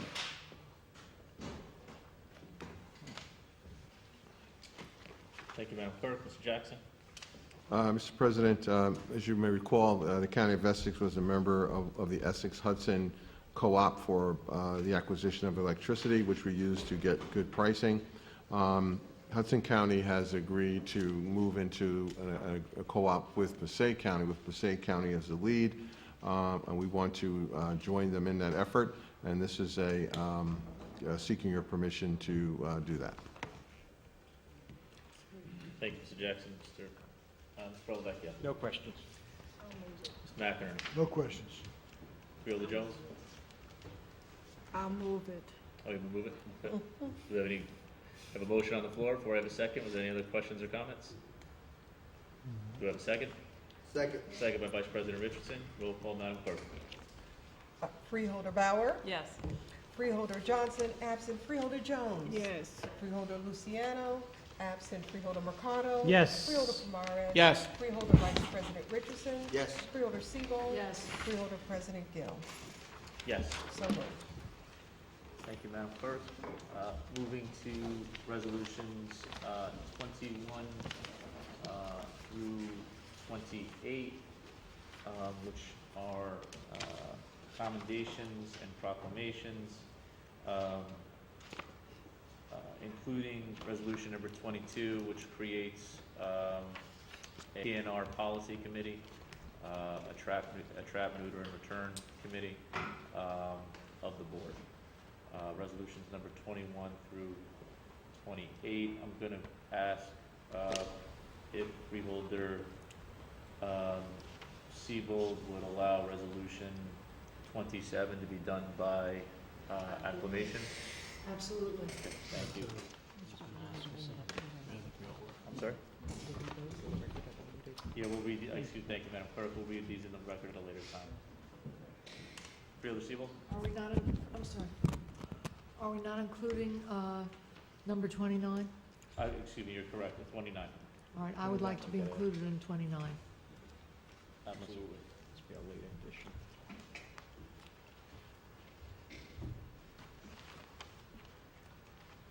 So 21 through 29. Do I have a mover and a second? I'll move it. Second. Thank you, Madam Clerk. Moved by Freeholder Siebold, second by Freeholder Pomaris. Roll call, Madam Clerk. Freeholder Siebold? Yes. Freeholder Vice President Richardson? Yes. Freeholder Pomares? Yes. Freeholder Mercado? Yes. Freeholder Luciano, absent. Freeholder Jones? Yes. Freeholder Johnson, absent. Freeholder Bauer? Yes. Freeholder President Gill? Yes. So moved. Thank you, Madam Clerk. Moving to reports of board committees. Legislative reports. Written communications, Madam Clerk. Are there any written communications? Unfinished business. Do we have any unfinished business, freeholders? Freeholders, do you have any new business to discuss?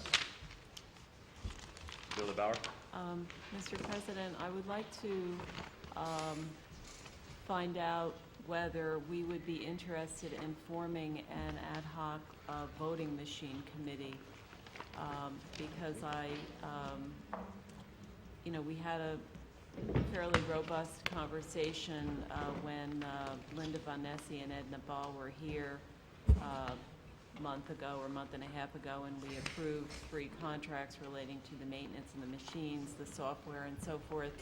And so I waited until yesterday was finished because I thought, since it was,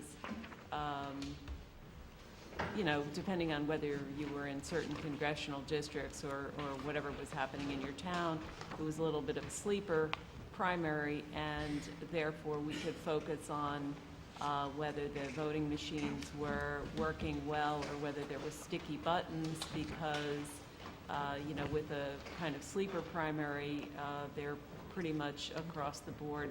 Primary voters come out and they're regular party voters, and so there's a lot of uniformity in voting across the districts, and where you see a big drop-off, it's either something unpopular happened or it's a machine problem, or at least that's my view, and I would like to look further into the voting machine maintenance and operation.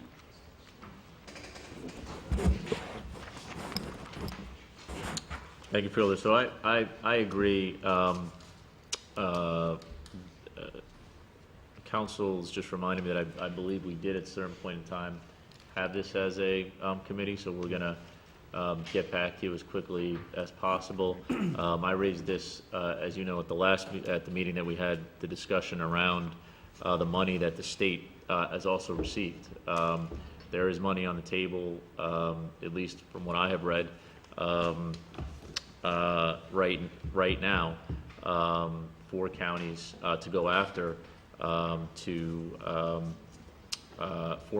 either replacement, for essentially replacement of the voting machines. So that's a big part of this conversation.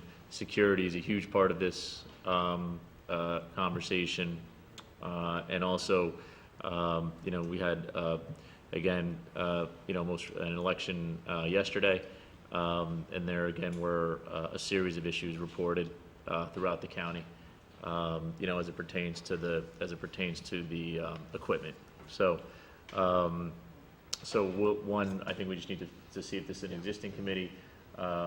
If it is, I think we will come back to you quickly on that. And two, would welcome the creation of one, and we'll work with the clerk on that. And I will, I'm in the process, and I'll reach out to your office, Freeholder, but I'm also preparing a letter, that I'm gonna send from my office, both to the appropriate county and state officials on a series of issues that have been touched upon here. So, and if you'd like to be a part, of that, I would welcome that. So I'll reach out to your office and discuss that with you. Freeholder Siebold. Doesn't the request have to be made to the Board of Elections and the Superintendent of Elections to research what they want to do with the votings, and then it comes to us? That's what happened last time. Sure. When we changed to these machines, Mm-hmm. it was through them. It was not through the Freeholder Board. We Mhm. had to approve it, but we did not do the research and propose what we here in Essex County. It Mhm. came through those departments that are in charge of the machines, not through us. Okay. That's correct. I agree with you that vetting process took place elsewhere, but there, if I recall correctly, there were a number of meetings here talking Yes, there about were. committee, a lot of meetings. Yes, there were a lot of The meetings. introduction to the machines and all Yes. the ins and outs and paper trail, no paper trail, But all we that. didn't do the investigation. No, that's The correct. machines came to us. Yep. We reviewed them and we approved, Mhm. but we didn't initiate the work that was done. We can request that it be done. Yep.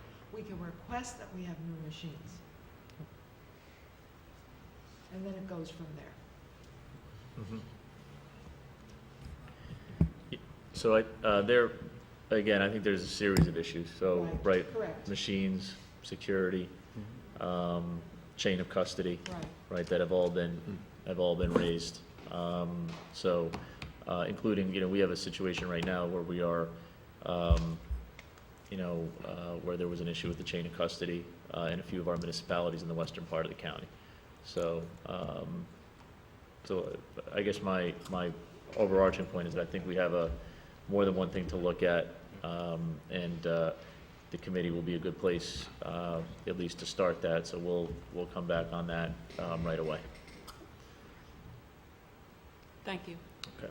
Yeah, my concern was, I don't want to get ahead of my own concern, which is really simple maintenance, I think, in terms of the machines that we have, not getting into, are we replacing machines, what are they doing, and so on and so forth, because I remember that process, and I appreciate that comment. But we have machines that are not working, and I'm assuming that they can be made to be in better working condition. That may be incorrect, I don't know, but I always try to fix something first, so. And then there are the other issues, so. But thank you very much, appreciate that. Okay. I have one other idea, Sure, if I may. And that is, I would like to ask council to investigate and draft an ordinance requiring vendors that we award contracts to as a condition of the contract to, the award, to place ads in Essex County newspapers for new hiring. I can't see why that would transgress any constitutional or statutory prohibition, and I think we could make that a condition of the contract and award. I'll look into it, for sure. Any other new business, freeholders? Mr. President, Freeholder Palmaris. true to my promise on Inauguration Day, I told you within 6 months you'd all hear about the Morris Canal Greenway at one of these meetings. And so, no surprise for some of you. But I'd like to request consideration for the establishment of a committee that looks into greenways. And my particular concern is the level of there are a good number of advocates working on a variety of different greenways, but they're all working in a somewhat disconnected manner, which is not because the whole point of a greenway is to connect communities and such. So, for example, within the Morris Canal Greenway alone, that's a statewide effort that led through the NJTPA with a working group, has dozens and dozens of groups together, and they have a hard time connecting, as good a job as they do, communities together. So you may have advocates, but not municipalities represented. In fact, at many of the statewide meetings, I was often the only elected official or one of only two. And then there's the proposed Ice and Iron Trail that could connect from Clare to Jersey City, which is another effort onto its own in connecting those municipalities together and advocate groups as well. And lo and behold, it probably wouldn't be any easier because the Morris Canal Greenway and the Ice and Iron proposed Greenway do connect in several locations. And by also connected to the Lenape Trail, which is already an established greenway throughout the county. So the point that I'm trying to say is that there's a lot of activity in trying to harness all of these concurrent efforts to make them work. And I think if we had some kind of a county voice, we can help to serve, and I'm microcosm how the NJTPA is serving for the Morris Canal Group, a variety of different groups. So I can tell you that there's not only Canal Greenway and the Ice and Iron, the 9/11 Trail, and smaller trails, as Ms. Bauer has informed me. There's one near her hometown as well that I had no idea. And in our own parks, municipal and county parks at times, is something that is kind of out there. So I think a committee like this is very helpful to be able to bring to the table all these advocacy groups and see how they can better work together. There are grants in the future. I know there are some TAP grants that open up opportunities for the level of connectivity. And I think that this is a voice that's desperately needed on a county government level. Freeholder, thank you.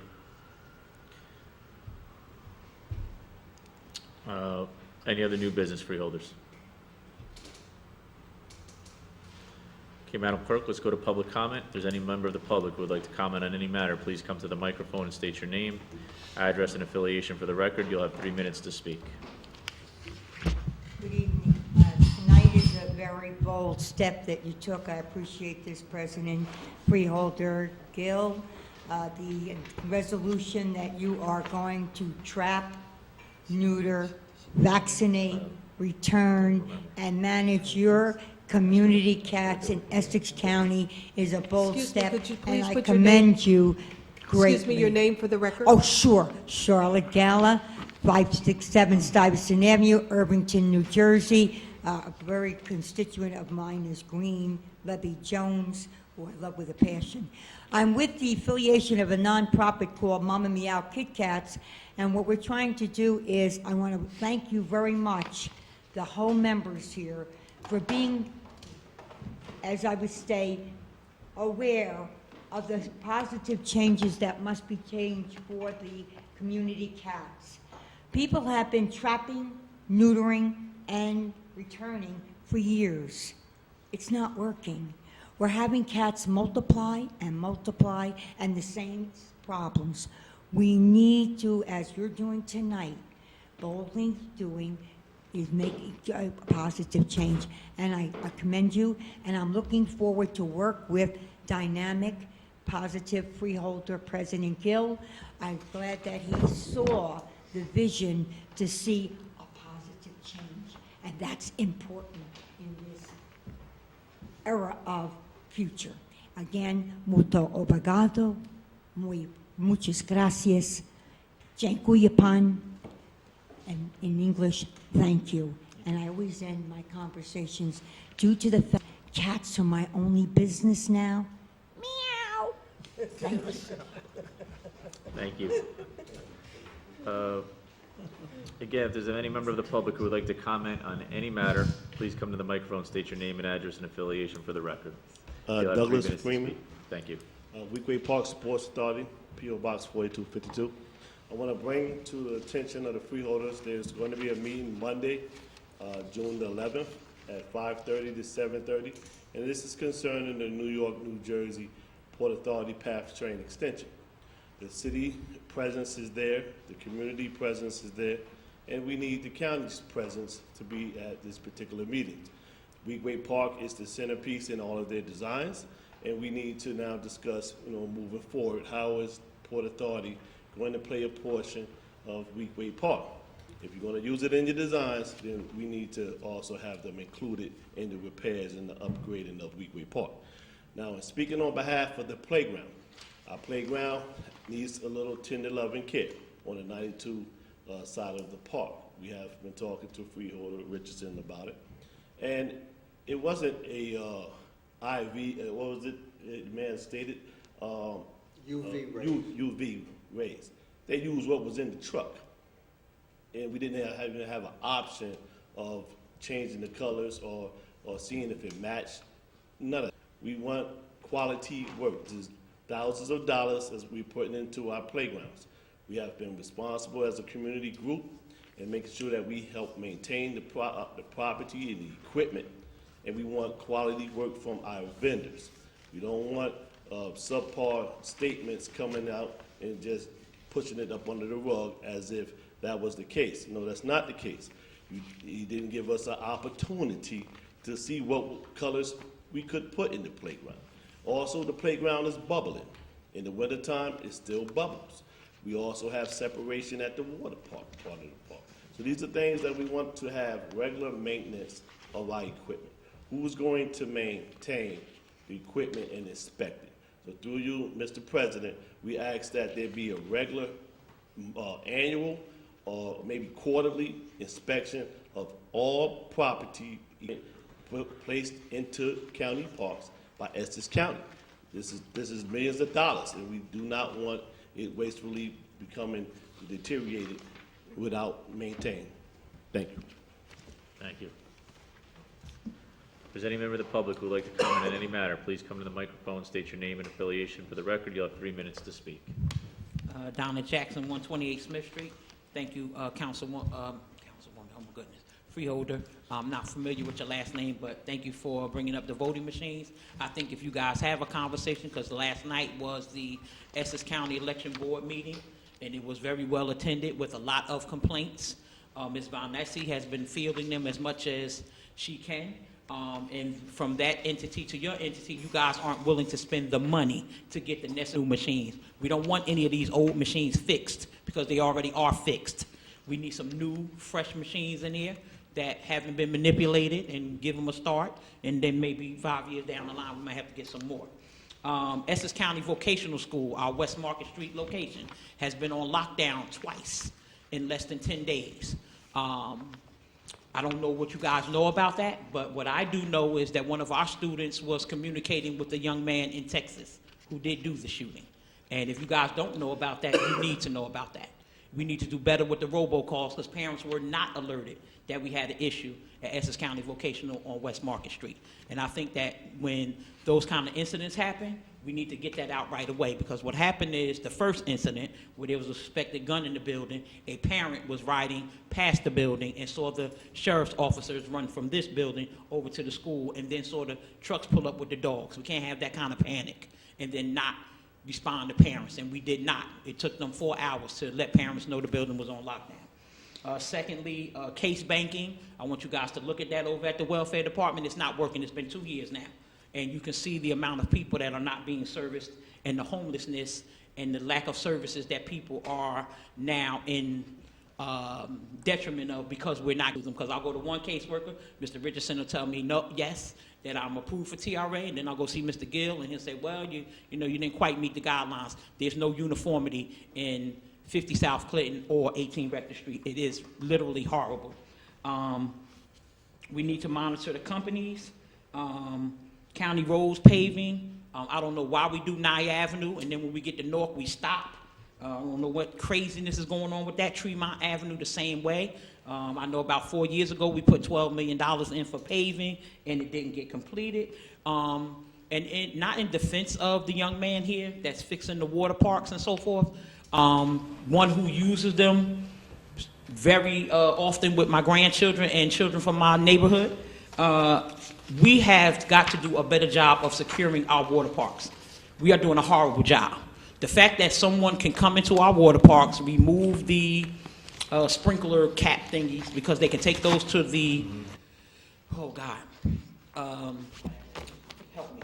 Scrapyard. The recycling, thank you so much. I knew somebody say scrap yard, recycler. They can take those and they can sell those for, if I could just get 10 more seconds. They can take those to the scrap yards, and you know we have a plethora of those in Newark.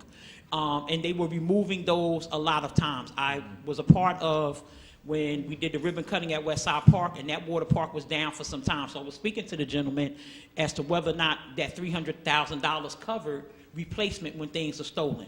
And I think we need to have that conversation now. How much more money are we spending on top of that $300,000 to do replacement when things are stolen from us? And when will we hire? I mean, I think it's worth it to hire some like they do in Seaside. They hire a whole bunch of kids in the summertime to be on those bikes with the police thing, security, I don't know what we want to call them, and they watch the area. We have to do that because it is a commodity. Just like they take the TVs and break the backs out because they take that little filter piece down to the scrap yard as well. I hear they're worth $150 to $200. That piece that's on top of the sprinkler, I hear that's a valuable piece too. So we have to do something to protect that those things are here. And I think the cities, the municipalities, and the county could join together and hire some kind of security thing to team, you know, our young children. They're out for the summer. I mean, I don't want 12-year-olds to do it, but, you know, our college kids, 19 to 25, could do that for us. Have 2 or 3 of them in the park patrolling at night. It has to be better because we don't have enough security, and we can't keep allowing our water parks to be destroyed because that is what happens. And we also have to understand we have a lot of usage as well, because if you ride by Weekway, any park, right now, from now to the end of October, while the weather permits, the children will be in there using it. So a lot of the repairs also is wear and tear. Thank you. Thank you.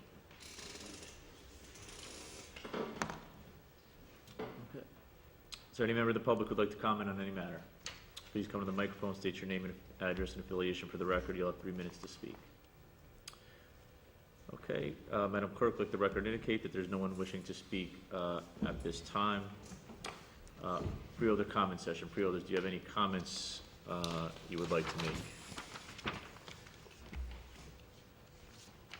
Just 2 quick comments from me. One,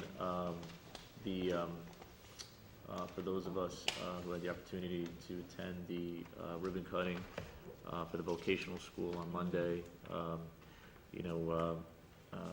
fairly impressive. Congratulations again to the administration, and I think we're all excited, about what's going to happen there, both for the kids, for the neighborhood as we move forward. So, congratulations to the administration on that. The second, just wanted to flag for my colleague, the bill and the state legislature, the name of freeholders is actually up tomorrow.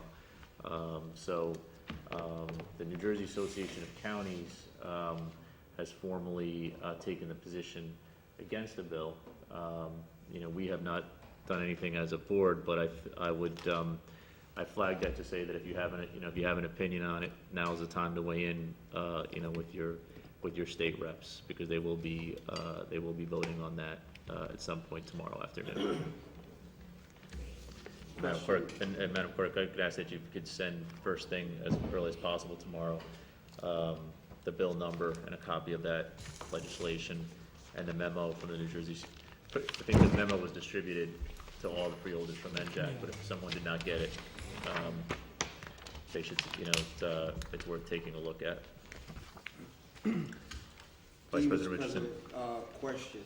So, the bill that's being put forth, Panaccio, Andrew, and there's another bill with the Cruz. So if it passes, who pays for all of these changes, for everything that has to be changed? That amount of money has to be a tremendous amount of money to change everything in the county, and every county in Essex. I mean, the whole state. In the state. Yep. So That's a great deal of money just on a name change. Is Panaccio going to pay for it?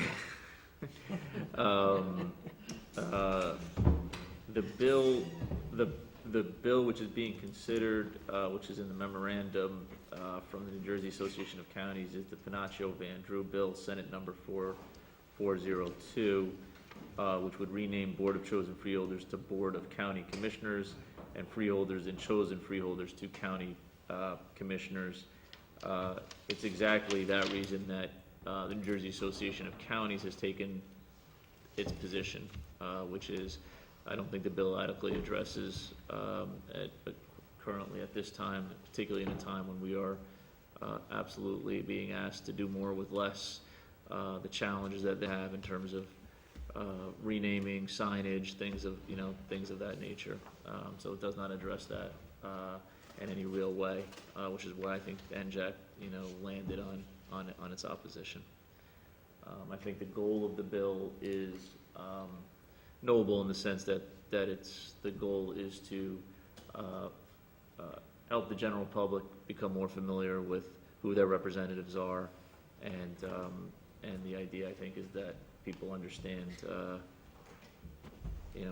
more easily, readily relate to a commissioner name versus a freeholder. I don't know if that's true or not, but that's the goal of the bill, is about familiarizing the general public, or making it easier for people to understand what our roles and responsibilities are as county government officials. Freeholder Siebold. I understand the reason for the bill, and I've been following all along. And in many ways, it makes a lot of sense. But let me ask you this.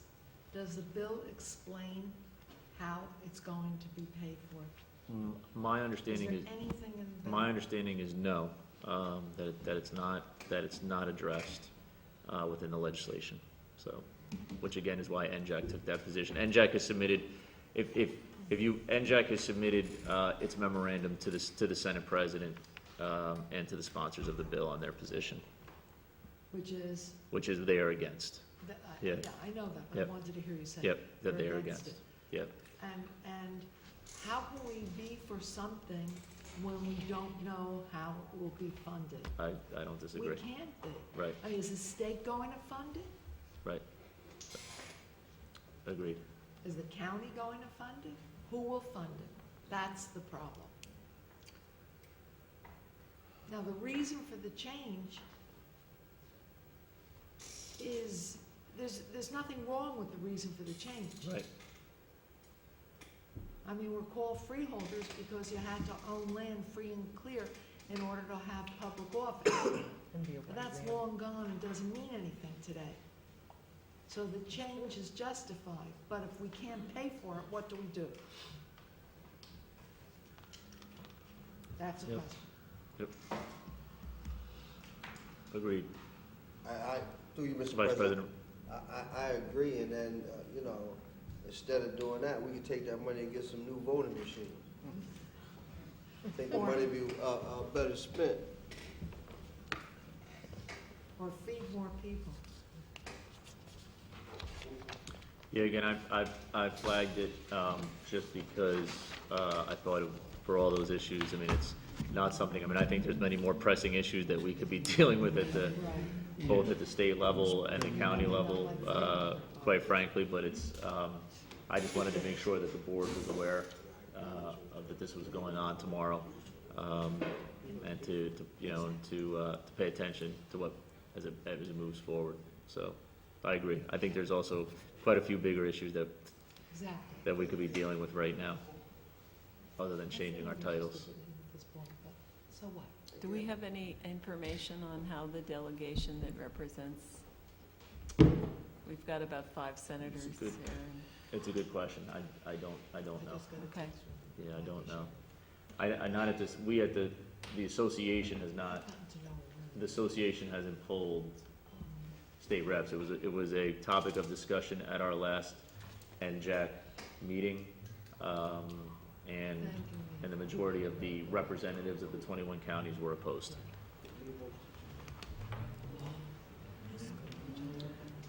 Any other additional comments, freeholders? Do you have a motion to adjourn? Meeting adjourned. Thank